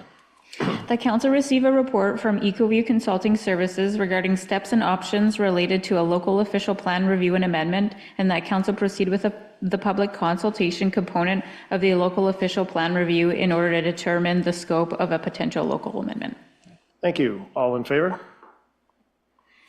That is unanimous. So carried. I think, is that it for Kent today for us? I believe. I think so. Okay, well, thank you for your time, sir. Thank you, everybody. Have a good evening. Right.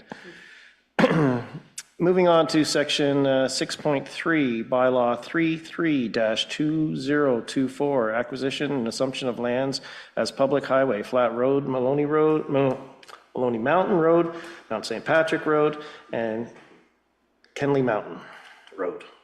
Resolution, please.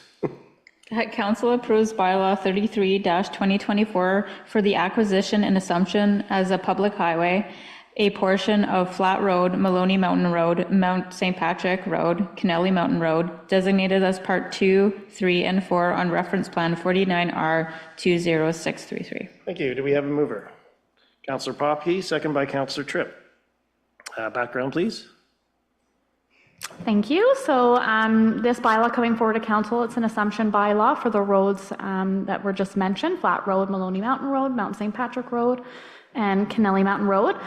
So from time to time, the township does not have full ownership of our roads. They can be located on private property.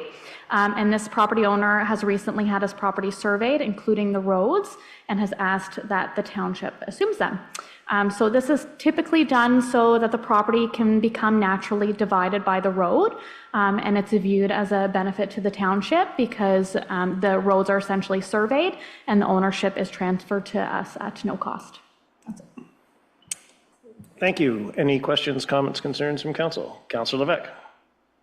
Thank you. Just some questions. So when looking through the report, it looks like everything's been done by the owner, including the survey and transferring of the land for $1. and it seems like it's in our favor. So what's the motivation of the owner to do this? So sometimes you see, I mean, I can't speak on behalf of the property owner, but sometimes when the roads naturally divide the lands, it creates a natural severance. So it's possible that the lands could be possibly further subdivided through consent. Okay. Yeah. Thank you. Thank you. Any other questions, comments, and concerns, discussion items? There are none seen. All in favor? That is unanimous, so carried. Thank you.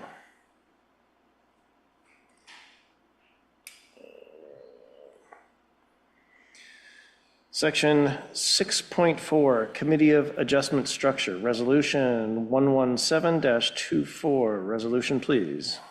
So I'll be reading this resolution a bit open at this point, and we'll open for conversation as council will be deciding the option on how to proceed.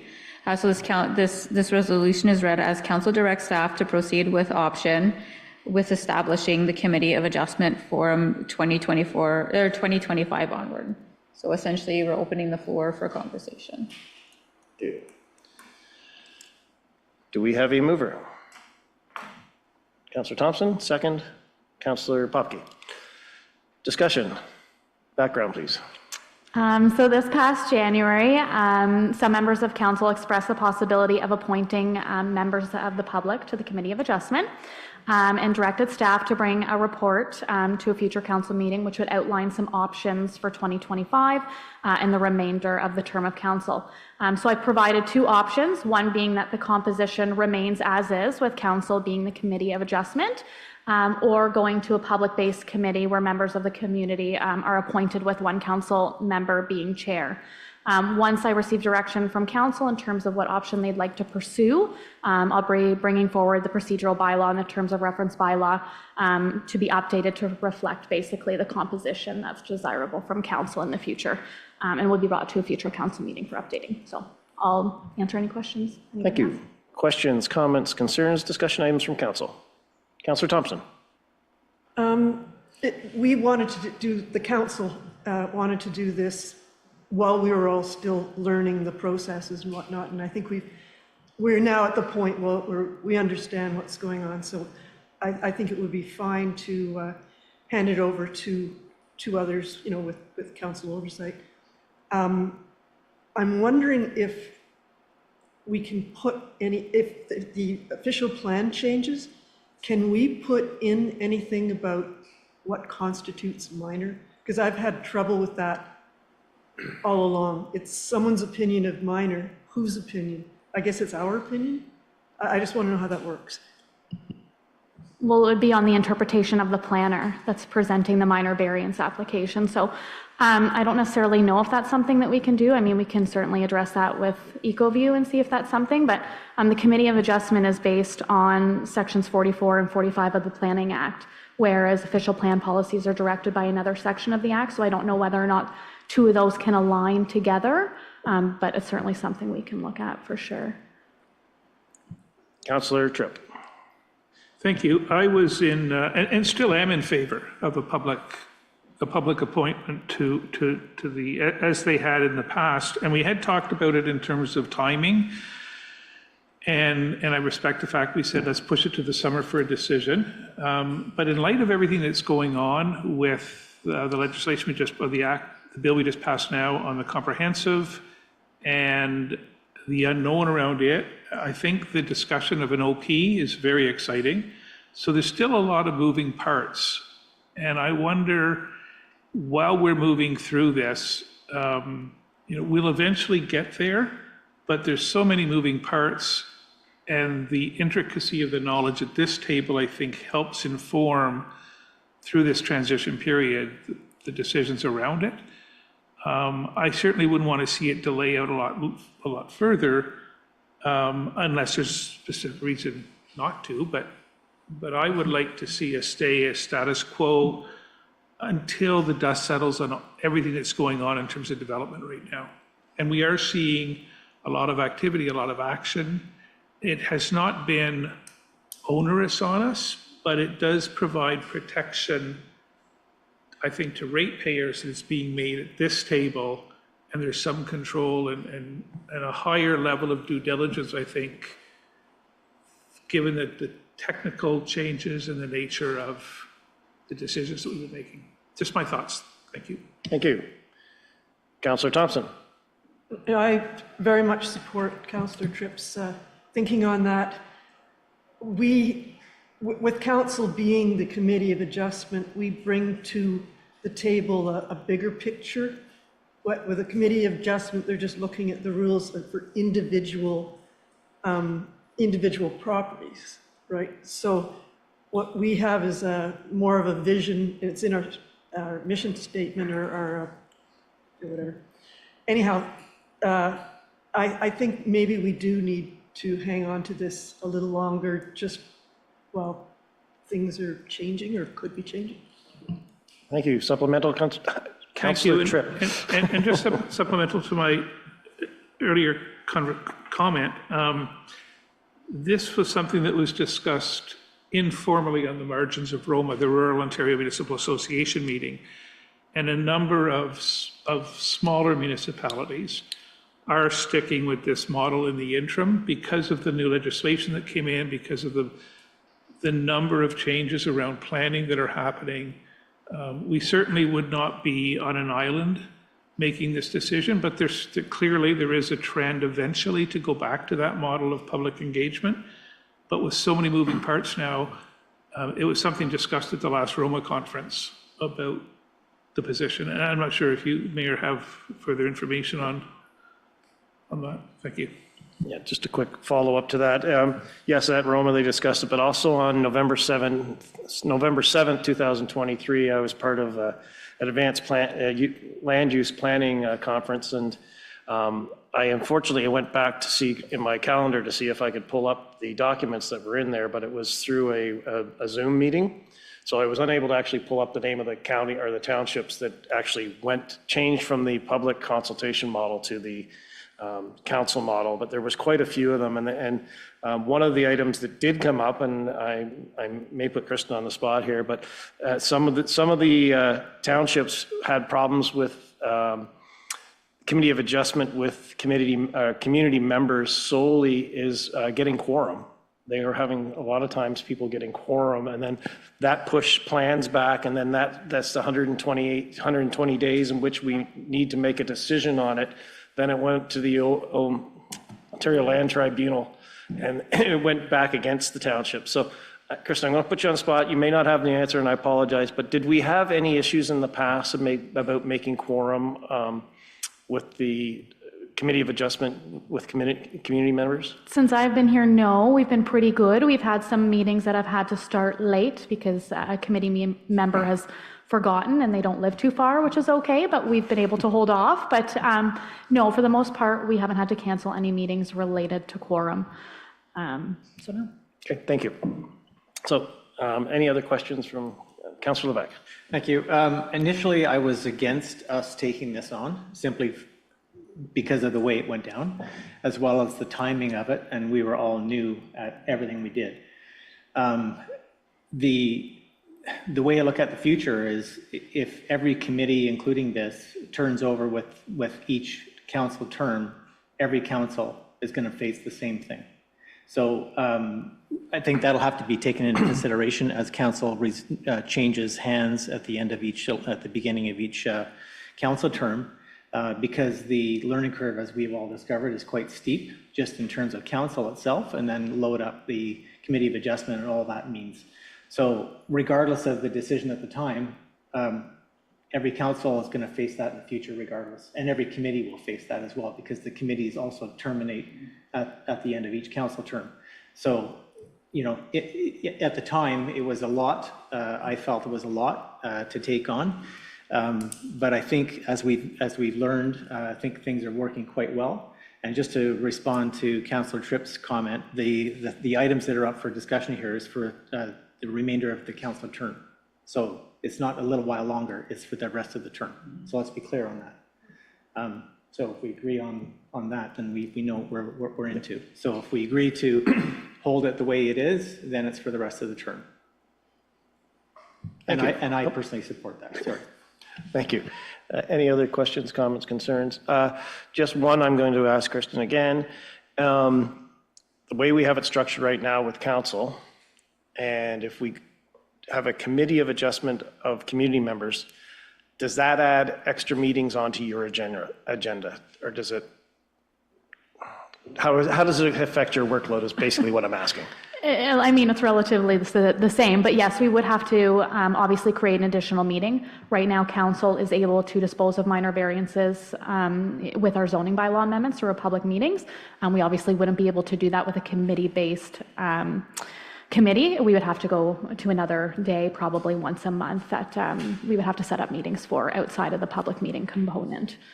So it wouldn't probably wreck my day, but we would have to set up an additional meeting. So if there were members of council, that would also require them to be present at an additional meeting per month, for sure. Okay, thank you. Any other questions? Councillor Levesque. Just one other item, and it was presented because we were asking Eric, our former planner, about this. There's two options presented to us, either 100% council or 100% committee of non-council-based committee. He did express that there was a combination approach to that as well. So we have some committee members from the public and some on council. So I just wanted to point that out. That's not an option that's being presented here. But I just wanted to point that out in case it was a consideration that people had. Thank you. Any other questions, comments? I will turn to our CAO now on how she wishes to present the two options. I think if the chair would be able to summarize what the assumption is for the option, then I could put it in and we could read the motion forward. Okay. So I'll put it to, I'm hearing that Councillor Thompson likes the structure we have right now, Councillor Levesque as well, Councillor Tripp, Councillor Popke, I believe so as well. So I think, why don't we, council directs staff to proceed with option, I think it's option one, is it? Mm-hmm. Option one, to establish the committee of adjustment as status quo as it is now. And then we can vote on that. So I'll just read it with option one. So that council directs staff to proceed with option one with establishing the committee of adjustment from 2025 onward. Okay. All in favor? That is unanimous, so carried. Thank you.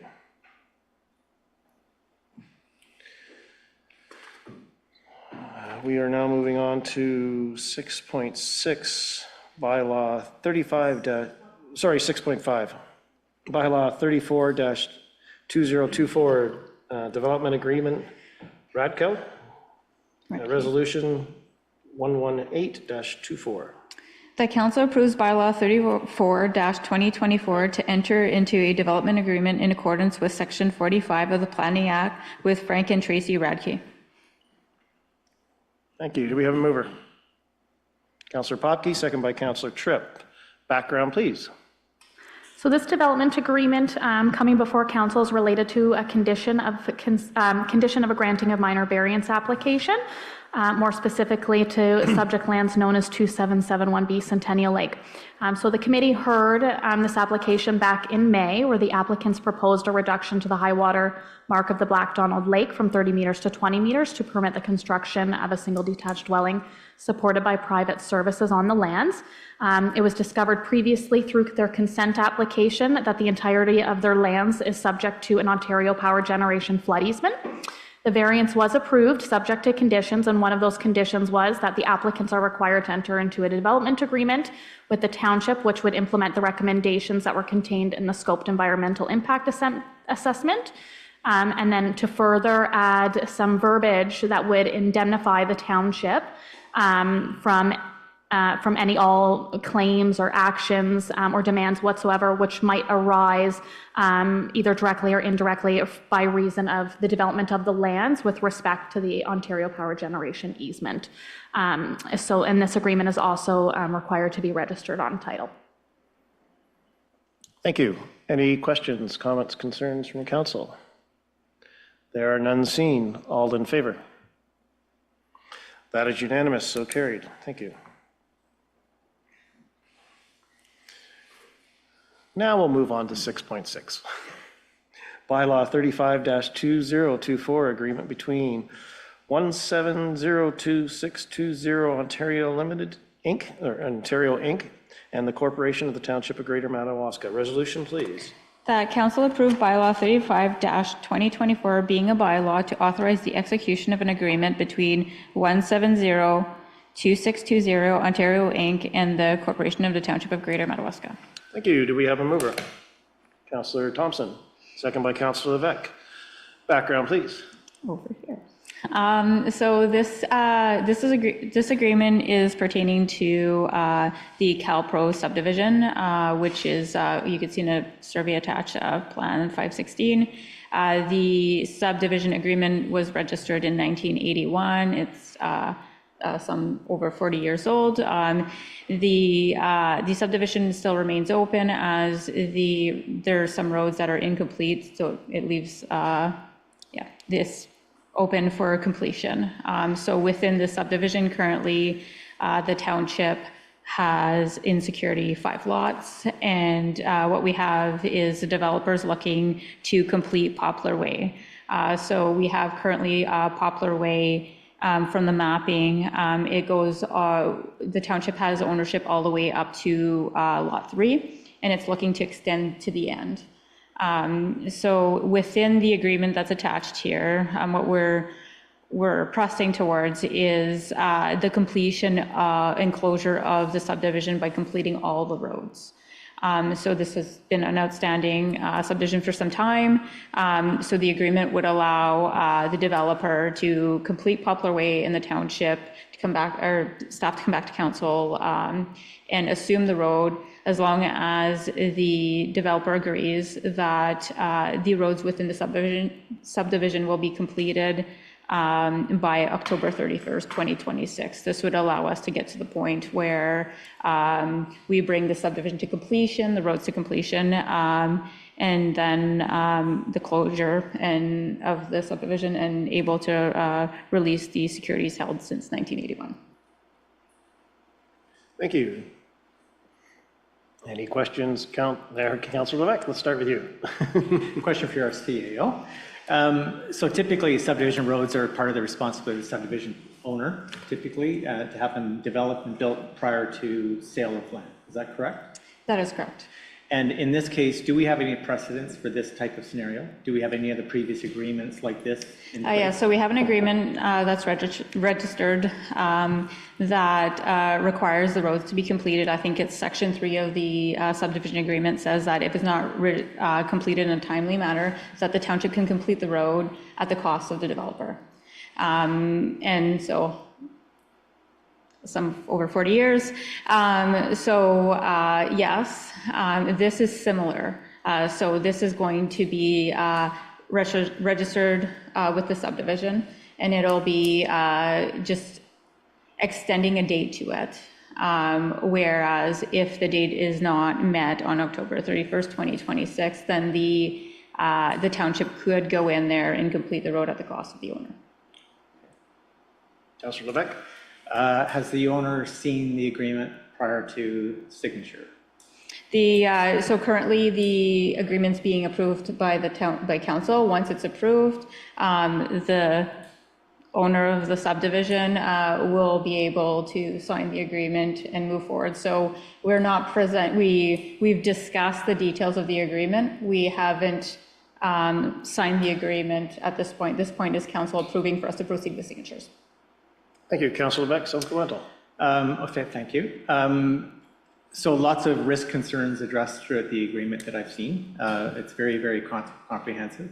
One of the thoughts or questions I had is about as the sale of lands, if we allow this to resume or execute, as the sale of lands occurs and capital is generated, presumably that's going to go toward the production of the road. Can a portion of that be set aside for that specific purpose? Should it be defaulted, then it goes into trust, and the township then utilizes that money. Any way you cut it, if there's a default on that agreement, it will cost the township money some way, somehow. Yeah, so the township has 5 properties in security right now. Okay. That is intended to fund the completion of the road. Okay. And one last question. Mr. Levesque, go for it. So this only talks about Poplar Way. There's other roads attached to that, so that's going to come in the future? The agreement covers all the roads within the subdivision. The exception we are making is stating that we will assume, and it would have to come back to council, assume the end of Poplar Way, which is, I believe, 300 meters. And so it is a small portion. The requirement would be that that portion meets the standard.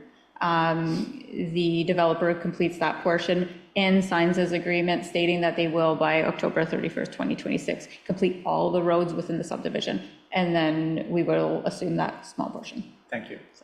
Thank you. Any other questions, comments, concerns from council? There are none seen. Do we need the resolution read again, or is everybody clear? Okay, all in favor? Thank you. It's unanimous, so carried. Moving on to section 7.1. Sorry, I'm just checking the time. 7.1, Protection Services Department Bylaw 32-2024, appointment of Renfrew Police Services OBP Detachment Board members. Resolution, please. That council adopt bylaw 32-2024, being a bylaw to appoint members of the Renfrew Police Services OBP Detachment Board. Thank you. Do we have a mover? Councillor Levesque, second by Councillor Thompson. Background, please. The intent of this bylaw is actually to appoint all the members of the board. Council would have seen the two public members, which are Steve Parker and John Proctor. And then this is the appointment also to include all of the 7 municipalities, I think it's 7 municipalities within the board, and put it all in one bylaw to appoint them as part of the board. Thank you. Any questions, comments, concerns? All in favor? That is unanimous, so carried. Thank you. Now move on to section 7.2, award pumper tanker RFP resolution 121-24. Resolution, please. That council award RFP FD01-2024 new pumper tanker to Battle Shield Industries for $700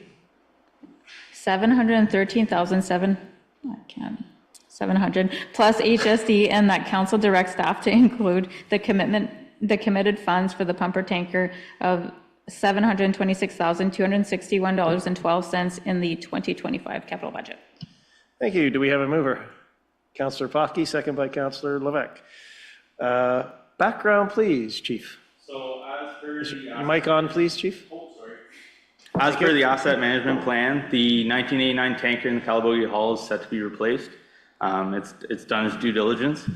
So as we've experienced in the past, these types of purchases take up to a year to manufacture. So we requested to put in an RFP, have this thing ready to go for next year.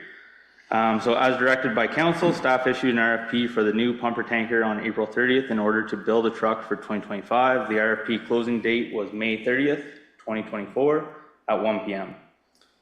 Staff opened the proposals on May 30th, 2024 at 1:30 and confirmed receipt of 2 proposals. The proposals received were as follows. Battle Shield Industries, $713,700 before HST.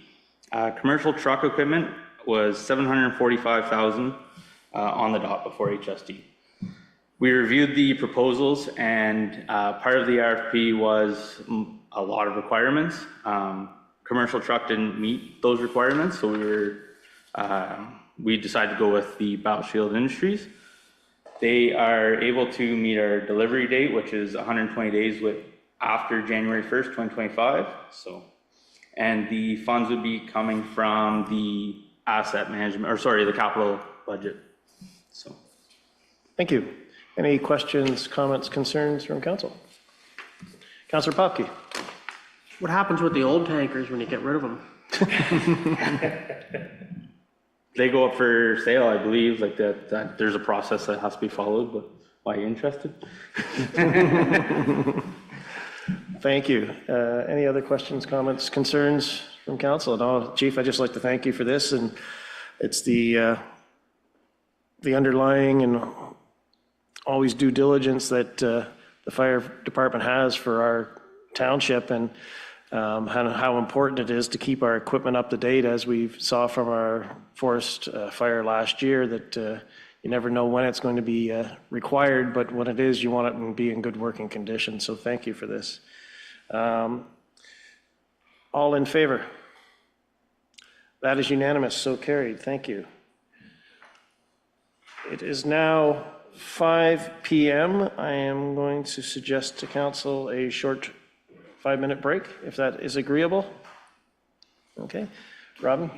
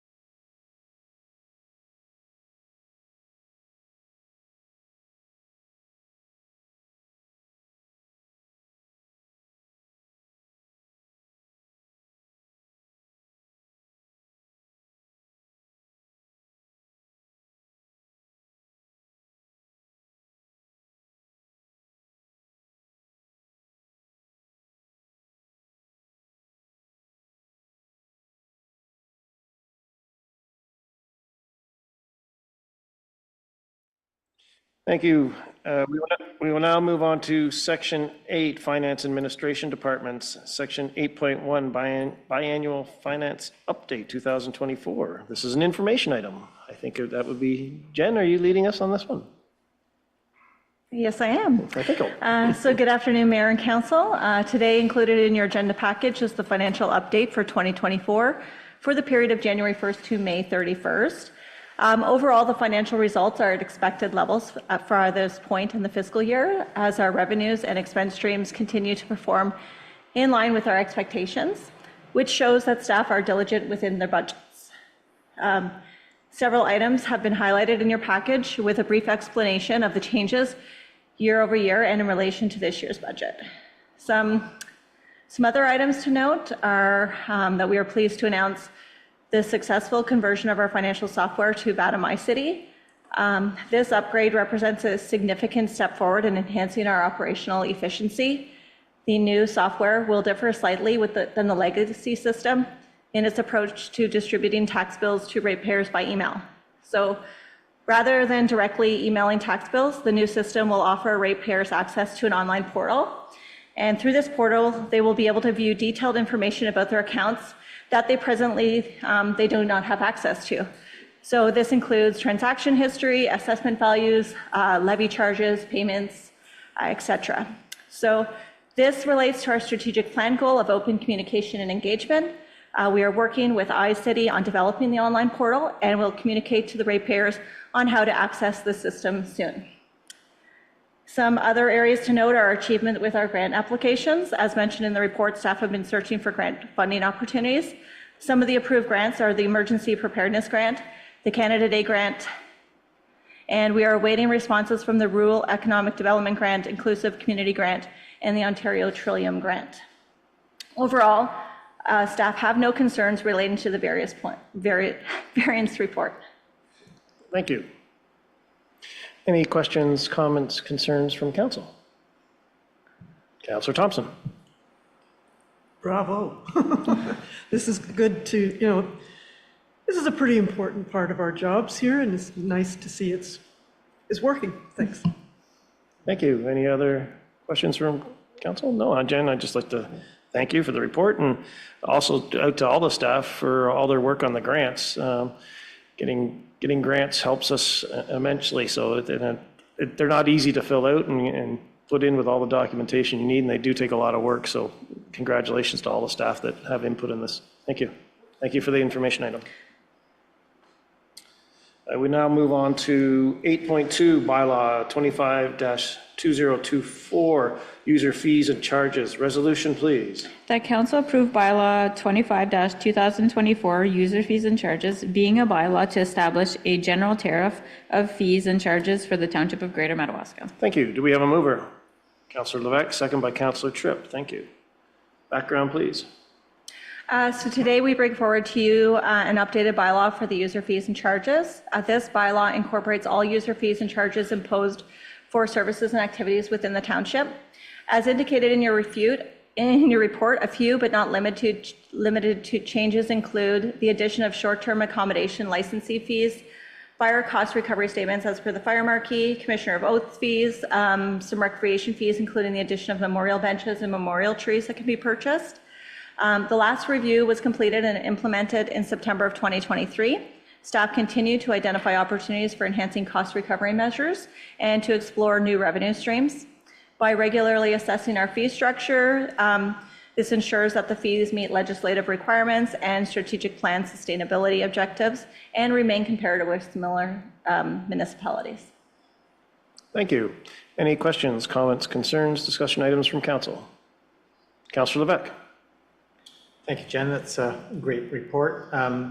Just a question for you about boat launches. Why were all of the boat launches not included in that user fee? It's just Barnett Park, I believe.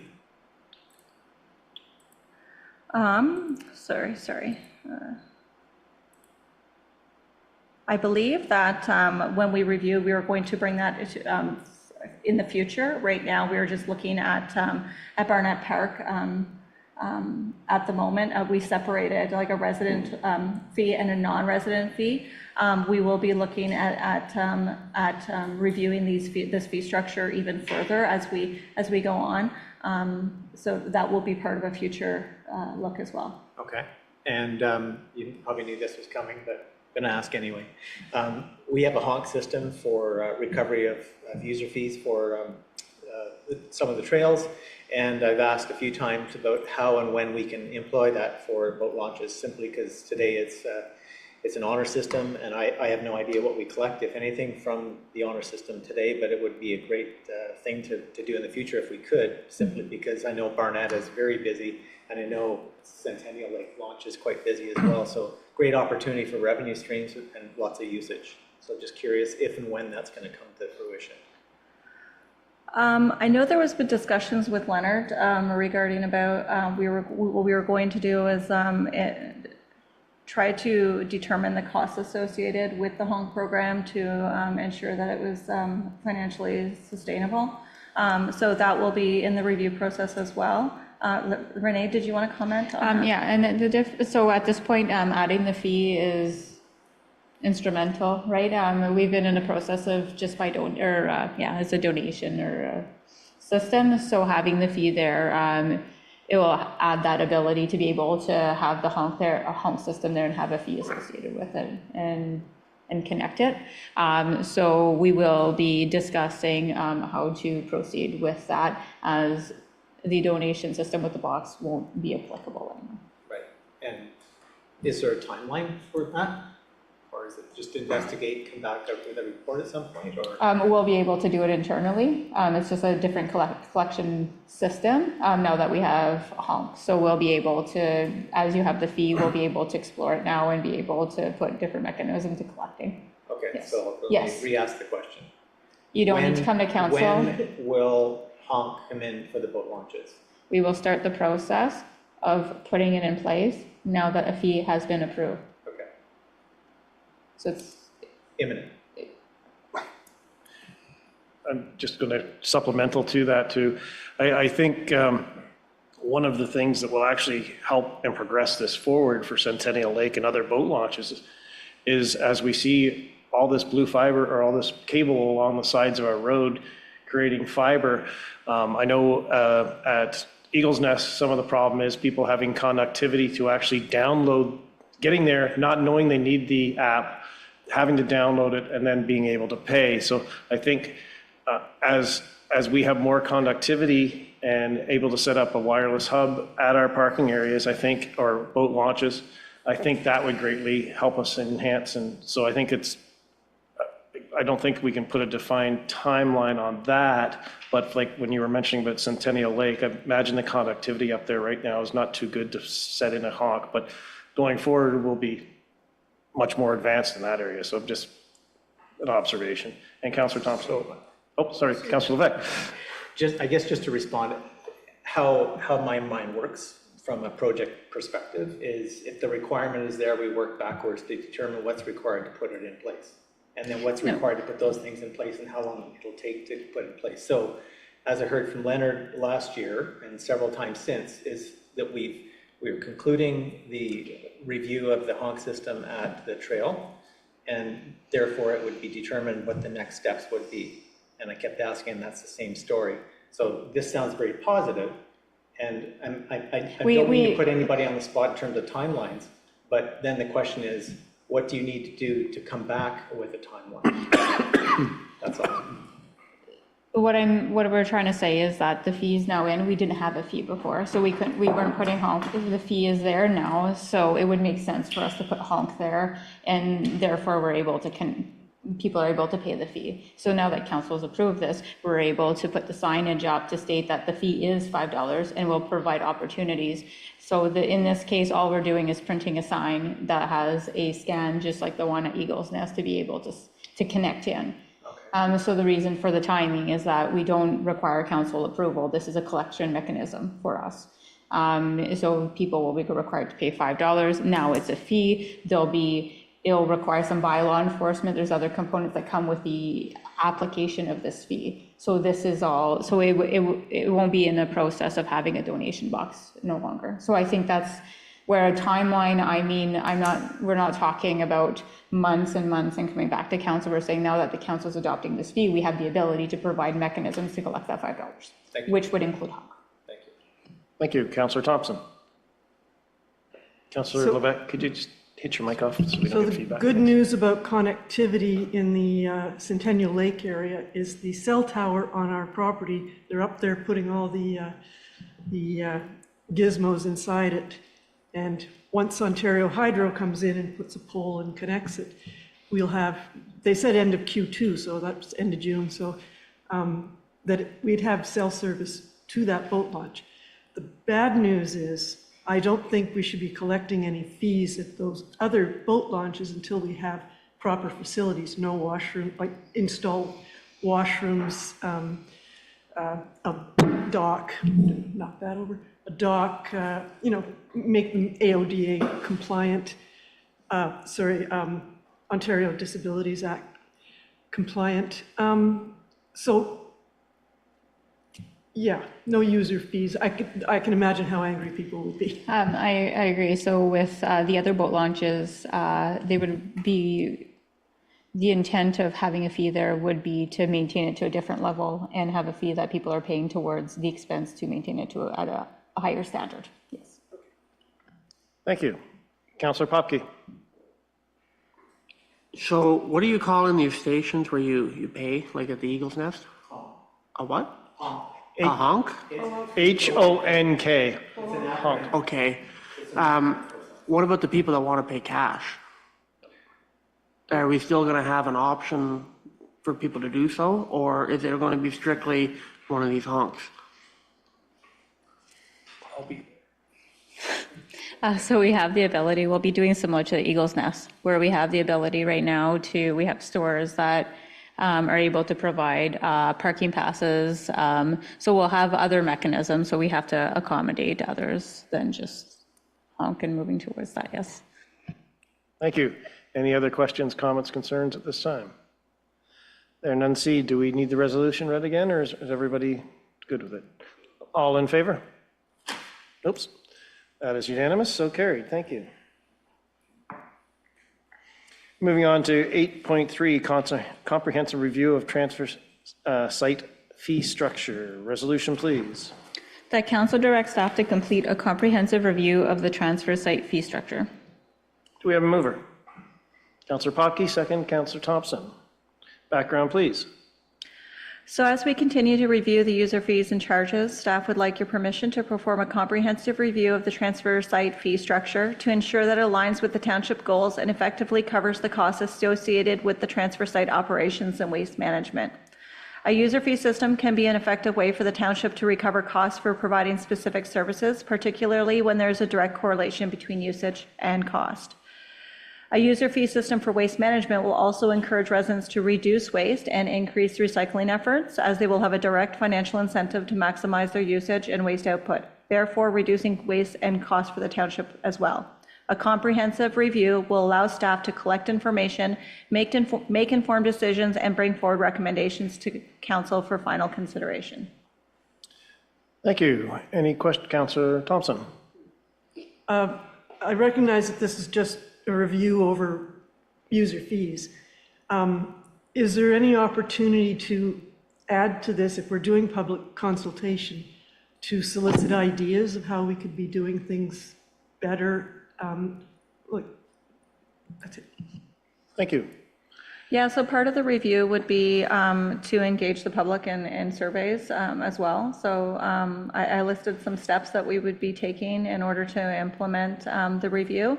A lot of it will be, analyzing the systems in place now compared to what we could do, the costs associated, ideas for the public. And just ensuring that we're overall recovering our costs. Does that help? Supplemental? Will this survey also will the attendants, the frontline people, have an opportunity to provide their input about how things could work better? Yeah, yes, for sure. Yeah. So basically today, all we're asking is that we'd like to do a review of the system and to see what our options could be. And there would be a lot of communication with council and staff before anything is ever implemented. Thank you. Councillor Popke. I think it's a great idea that we should start charging and whatnot for certain waste materials. I know firsthand that they're coming from Ottawa, people with cottages out here, bringing their garbage, dumping in our waste sites because they have to pay per bag in Ottawa. So I think we should have some sort of fee for regular garbage like that, but household items, when somebody buys a house now or a cottage, first thing they do is gut the whole thing, throw it all in the dumpsters, take it to the landfill because it's not their taste or their style. I think if we start implementing a stiff fee for certain items, furniture, appliances, even if it allows a person to keep it for one extra year, it's not taking up room in our landfill sites. Like I was at Norway Lake there a couple of weeks ago, the mattresses are freaking ridiculous. And I think we should recoup a little extra, when you put a stiff fee on it and they're either going to pay it and we're making more money, which will go to the waste facilities, or they're going to hold on to it for another year and not throw it in the landfill. So I think it's a good thing. We should be looking into that. Thank you. Any other questions, comments from council? There, none seen. All in favor? That is unanimous, so carried. Moving on to 8.4, bylaw 372024, being a bylaw to authorize the execution of the Canada Community Building Fund Agreement. Resolution, please. The council approved bylaw 37-2024, being a bylaw to authorize the execution of a municipal funding agreement for the transfer of Canada Community Building Funds. Thank you. Do we have a mover? Councillor Tripp, second by Councillor Thompson. A background, please. So the Canada Community Building Funds, formerly known as federal gas tax, has been a vital source of funding for the Township of Greater Madawaska. As the previous agreements expired in 2023, we are presenting to you today the renewed contract for the period of 2024 to 2028. As you can see, the funding has increased year over year for a total funding value of $472,734 for the 5-year term. The distribution of the CCBF funds is contingent upon the passing of this bylaw and the signing of the agreement. Securing these funds is essential for the township to support its capital infrastructure projects. Thank you. Any questions, comments, concerns from council? There are none seen. All in favor? That is unanimous, so carried. Thank you. Moving into 8.5. Bylaw 31-2024, Denby Griffith Lion Club Agreement. Resolution, please. The council adopt bylaw 31-2024, being a bylaw to enter into an agreement with Denby Griffith Lions Club for the use of the Griffith and Madawaska Recreation Center. Thank you. Do we have a mover? Councillor Popke, second by Councillor Levesque. Background, please. So the intent of this bylaw is to replace the 10-year agreement that we entered into in 2014 regarding the usage of the hall by the Lions Club to offer programs and activities for our community within that area. The old agreement would have had similar stipulations than this agreement, with the exception of the biggest change within the agreement is how the rent to utilize the facility. So in the old agreement, they would have had where the Lions Club would be required to pay any expense in the excess of $6,000 plus 20% of the cleaning service costs. In the updated agreement, we're looking at a set fee which aligns with the Calabogie Lions Club, and that is set as $3,600, and then the term is slightly lower. It's half the time. I mean, it's a 5-year term that allows us to review in 5 years and adjust as needed. This agreement has been circulated with the Lions Club, and they're in agreement with the changes that are within the bylaw. Thank you. Any questions, comments, concerns? Councillor Thompson. And I think it's great that it's getting in line with the agreement in Calabogie. I have one concern about item 5, repairs and maintenance. The facility is a recreation center. It was built for that purpose. But over the years, the tenants have put up framed pictures on the walls and giant checks, things like that. But it says, okay, keep it in good condition, including all alterations and additions made thereto and shall with or without notice. Anyhow, is there a limit to what they can alter? The Lions Club is, I guess, communicates regularly with the facilities manager. So usually it would be within his realm of acceptance. The intent of this, I think, is to have where if we were to take over the Lions Club, were to find another home, not dissolve or whatnot, we're able to get to go back to the state. So if there's pictures on the wall and those types of things, those items can be changed or removed. So it's basically the ability to bring it back to its original state or acceptance. Thank you. Supplemental? But is there anything to say that they can't change the use from, I don't think they will, but committees change over the years. To change it so that it's no longer useful as a recreation center, they turn it into a theater, The intent of the Lions Club being in our community halls, similar to Calabogie, is to provide activities and services for the community. So I see where you're coming from, but the intent is that, and I want to go back up here to, because I believe in a section, still here. I thought I had a section there, but the intent essentially is to provide services to the communities, as in activities and programming, and not necessarily change the whole purpose of the building. May I just a supplemental to that? I think you're talking about section 3.1, tenants shall operate the premise for the benefit of the residents. I think that's, like, I might be putting words in your mouth, but that's the one I noticed on there. Councillor Thompson. I think that's very vague. The benefit of the residents, according to whom? It should remain as a recreation center, no matter who the tenants are, because that's what our purpose of having the building is. If council's fine with that, with a minor adjustment, I can make a minor adjustment administrative to that small component before we sign the agreement with the tenant. Thank you. Any other questions, comments, concerns? Oh, all in favor? That is unanimous, so carried.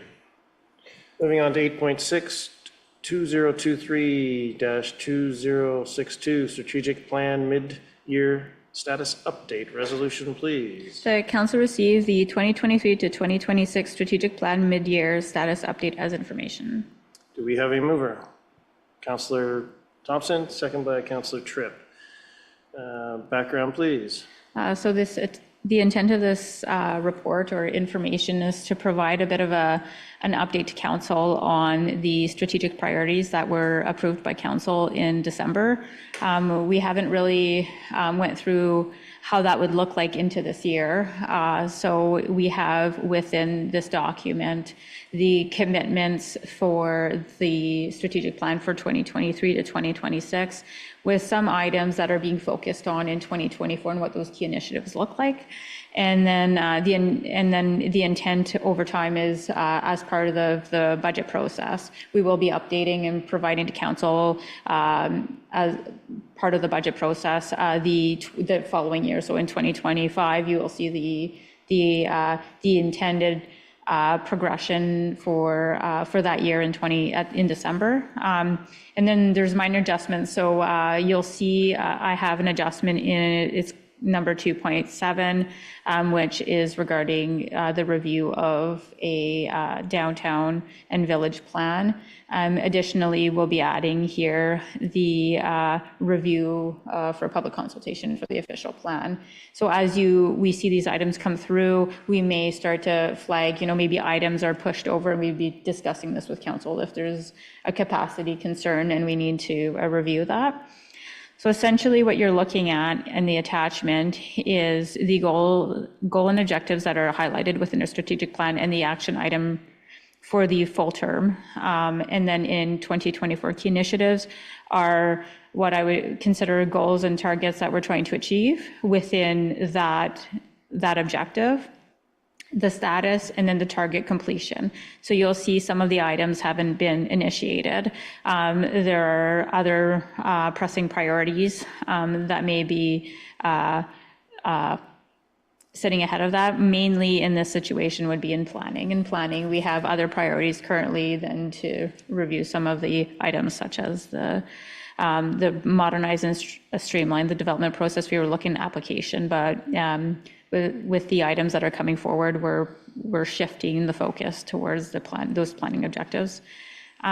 So we've provided some target dates, and then in addition to that, there is a document highlighting some of the key initiatives that we've achieved to date. The team will be in November presenting to council more of a year-end review that goes into more detail with stats and data that every department head will be able to present on where we're at operationally and within the strategic plan. This is more of a summary to provide to council mid-year review. Thank you. Do we have any questions? Councillor Levesque? I just want to thank and congratulate Renee and the team for pulling this together. It was really, really well done, very comprehensive and good to view. Question, is something like this going to be made available for the public? Yeah, so the intent here is, and you can see there's kind of a front page to it, that the intent is to attach it as part of a strategic plan section of our reports on our website. So that section will continue to update annually on status updates will be posted there. So the public can view the strategic plan and also how it's progressing. Great, thank you. And I think when you referred to the stats and things like that, demonstrating what we do every day and the number of kilometers we plow and all that kind of stuff is really interesting to know for people, but thank you. Yeah, and we're already seeing some progression. I mean, one big change this year was adding the community development coordinator position, and data from those types of the social media and that real living connection with the community. You could really see it now, so it's kind of exciting. I mean, even today, seeing the changes and how it's transpiring, even the connections within the businesses we have. I mean, we have businesses starting to partner together, which is building these relationships. So yeah, there's some exciting progress I'll be reporting at the end of the year. Great, thank you. Thank you. Councillor Thompson. When we started all this, we thought, it's been 4 months and we haven't done anything yet. But now it's been, a year and a half, and it's amazing how much progress has been made. So I guess we were a little impatient, but this is great to see. I love the new community development coordinator position. It's really making a difference. And I've always thought that this township, I know it's a bit of a tangent, but this township has such great community groups who do wonderful work, volunteers, but we also, and put on events, but we also have great businesses like the Peaks, the motorsports, and Adams Berry Farm in Griffith. That I was really pleased to see that the community calendar is now people who have, or businesses who have events can put them on the community calendar along with the not-for-profits and whatever. So that's pretty exciting. That's just one little thing, but overall, it's amazing. Thank you. Thank you. Any other questions, comments, concerns, discussion items from council? No? Thank you for that. Was a great report, great update. And all in favor to receive this as information? That is unanimous, so carried. Now move on to 8.7, Land Acquisition Resolution 127-24. Resolution, please. That council authorize the CAO to enter into discussions with respective property owners to acquire property for the purposes of securing land for future community service use. Do we have a mover? Councillor Thompson, second by Councillor Levesque.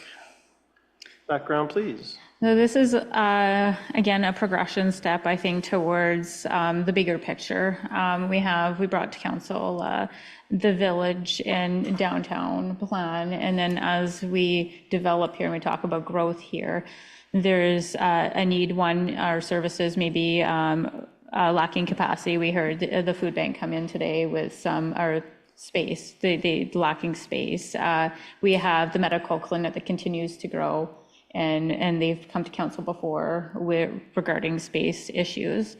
So we're getting a bit, there's no facilities within the community to accommodate these types of services that are much needed. This is coming along with development, and property is available. However, if the township does not secure some of that property for in key areas for certain services, we may lose that opportunity.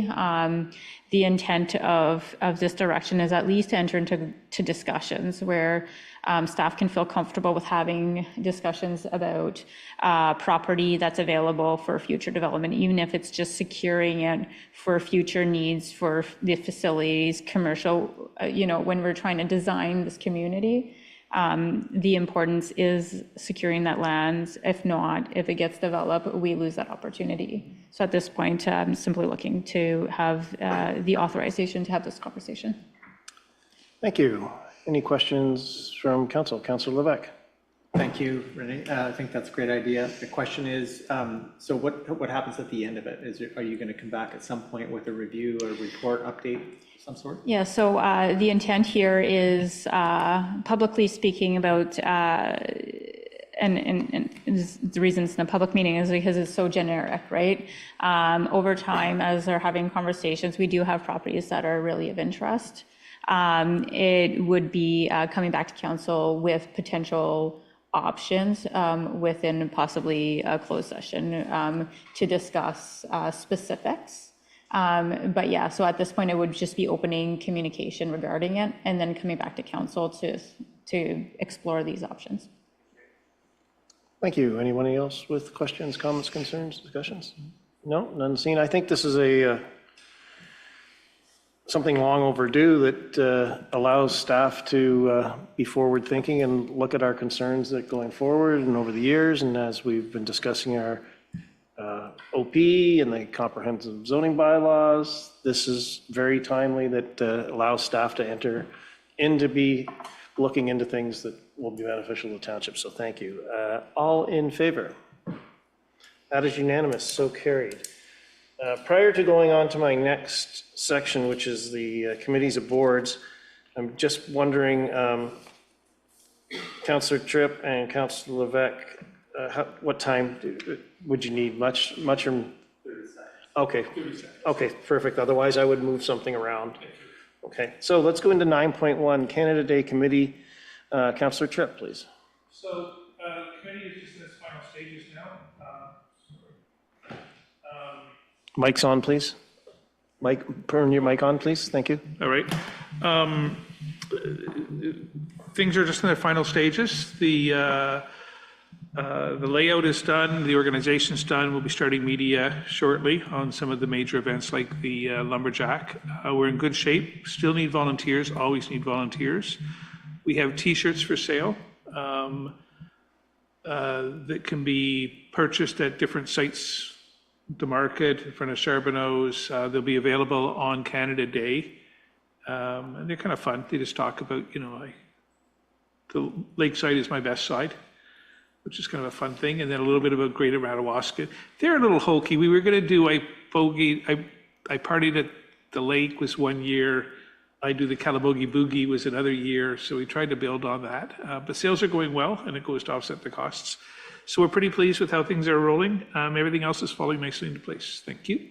Thank you, Councillor Tripp. Councillor Levesque, the Recreation culture committees. Unfortunately, we weren't able to meet this week, so we're looking at the future date to meet. But a couple of updates. One is the summer camps have been advertised on the website, so that's a great, excellent addition to all of our recreation programs. So that's the first for quite some time, I think.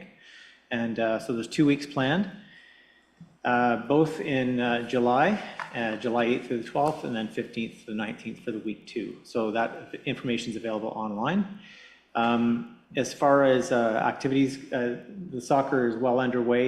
We've had pickleball lines painted in both community centers on the outdoor courts, and more things to be reviewed when we have a discussion. Thank you. Any questions? I can tell you from numerous people that the pickleball courts are extremely well received and are wondering, where are the next ones so we can have a tournament? So anyways, it was very popular and well received. So that's great. I'll now move on to 9.3, Renfrew Police OPP Detachment Board. Councillor Tripp. Perfect, thank you. So we're still in a bit of a holding pattern. We're waiting for insurance. There's a bit of light on that 3 large companies have been approached to write specific policies for OPP detachment boards. It's a new machinery, and that local brokers will be able to shop on behalf of the board to these 3 companies for the best deal. So that's really holding us back in terms of risk exposure until we get the insurance. Most boards throughout the province are doing very little. We are going to need, as a board, some financial support to get us until December 24.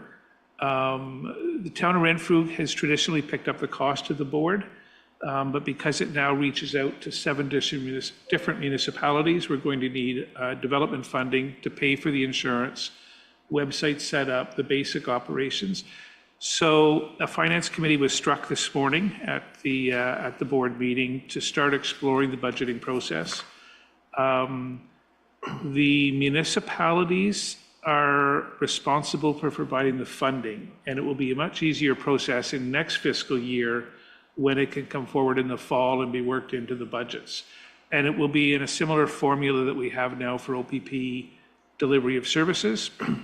But in the interim, the startup money, we've had discussions with the feds about 2 weeks ago, and they're looking at options to provide interim money to implement, which would carry us from now until December, but that money won't come until October. So we're just now looking at a mechanism, and then that will come back to each of the 7 municipalities. The challenge we're facing on it, and this is an early heads up, is in the budgeting process, it seems to be a download from the province, but the boards sit independent, but they're supported by the municipalities. The municipalities are responsible for providing the funds for these boards to operate. The board designs the budget, obviously in consultation with municipalities. We need to land on consensus between all 7 municipalities for the purchasing of the services. If we don't land on consensus, the Inspector General of the Solicitor General comes in and has the authority to direct what the payments will be. So very clear message, we need to work collaboratively to get that up. It's not a significant amount of money, but it's something we'll need to address in the 3 to 4 weeks. And then we're not meeting again until August. We're hoping to have insurance in within the next week and a half. Thank you. Any questions from council? I have just a general observation that the OPP boards are mandated by the province, and yet, once again, they're downloading to the municipalities support their mandate. Municipalities struggle with downloading. We see it constantly in other areas where the province wants the municipalities to step forward for something that they're responsible for. And I find that quite concerning. And so my concern is that this is a provincially mandated issue under the Solicitor General. You do not report when you're on the OPP board to the municipalities, you report to the Solicitor General. And therefore, why is this not falling under the budget of the Solicitor General instead of the municipalities? They're exploring that as we speak. Thank So you. part of the issue is this piece of legislation was drafted in 2019 and then rushed through in the last few months for April 1st. And there's a number of unintended consequences in this that's catching a lot of us by surprise. Insurance is only one. There is the funding mechanism. There are rules around funding and engagement. And then in our role, this council, along with the other six councils, appointed a council representative to sit on that board. We are councillors, or I am a councillor in this township, but as I drive to that boardroom, I lose my councillor designation and I sit as a member of the board. I'm no longer representing an elected official. I have the community voice collectively. So as we speak collectively here as council, not as individuals, on decisions, the board is representing in a collective voice the broader community of all 7 municipalities. So it's very complex. Because of that relationship, it's no longer considered a committee or a board of council under the Municipal Act. It is a board within the Sol Gen. And our line of reporting is directly to the Inspector General and the Solicitor General's Department, not to an elected body. But yet, we're responsible for funding it. Yeah, thank you. I just wanted to put that out there. It's confusing. Thank you. Any other questions? At this time, pardon me? Oh, you want to extend the time before we go to close? Sure, we could do that. Do you have the resolution to extend the time? Be it resolved that the Township of Greater Madawaska Council proceeds beyond the hour of 6 p.m. at the June 20th, 2024 regular council meeting. You all in favor? Or do we need a mover first? Mover and seconder, Mover, please. okay, Councilor Levesque, Councilor Thompson, all in favor? It's unanimous. Thank you. We'll now move on to 10, closed session. 10.1, enter into closed session. Resolution, please. That the council meeting of June 20th, 2024 enter into closed session at 5:47 p.m. pursuant to Section 293(2) of the Municipal Act regarding 1, a litigation or potential litigation, including matters before administrative tribunals affecting the municipality or local board, specifically a causeway easement. Hey, do we have a mover? Councilor Levesque, second Councilor Podkey. All in favor to move into close? That is unanimous, so carried.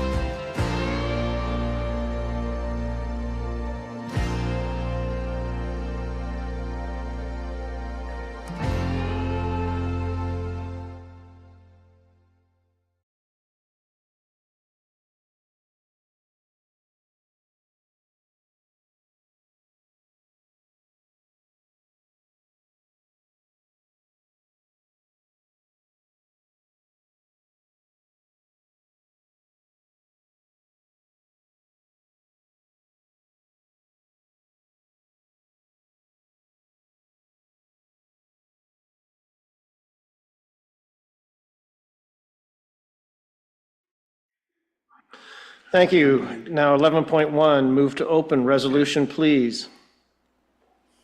The council meeting of June 20th, 2024, move back into open session at 6:26 PM. Thank you. Do we have a mover? Councillor Levesque, second by Councillor Thompson. Pardon me? All in favor? That's unanimous, so carried. Just have to do the rise and report. 12.1, move to rise and report resolution, please. The council reports the following as a result of closed meeting item 1, litigation or potential litigation, including matters before administrative tribunals affecting the municipality or local board, specifically A, causeway easement, proceed as directed. We have a mover. Councillor Popke, second by Councillor Tripp. All in favor? That is unanimous, so carried. At this time, as per procedural bylaw 9.21F, Councillor Tripp has to leave this council meeting. And since we still have quorum, if he does leave, I am granting that permission. Thank you very much. I'll take two.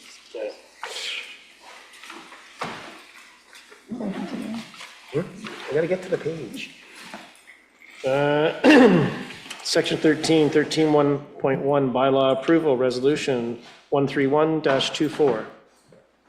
Be it resolved that the following bylaws, 25-2024 user fees and charges, 28-2024 comprehensive zoning bylaw, 31-2024 Denbigh Griffith Lions Club Agreement, 32-2024 appoint Renfrew Police Services OPP Detachment Board members, 33-2024 acquisition and assumption of lands as a public highway, 34-2024 development agreement Radkey, 35-2024 agreement with 1702620 Ontario Inc., 37-2024 Canada Community Building Fund agreement be deemed read a second and final time and passed by council, and furthermore that 36-2024 confirmatory be deemed read a first, second, and final time and passed by council at the regular council meeting held June 20th, 2024.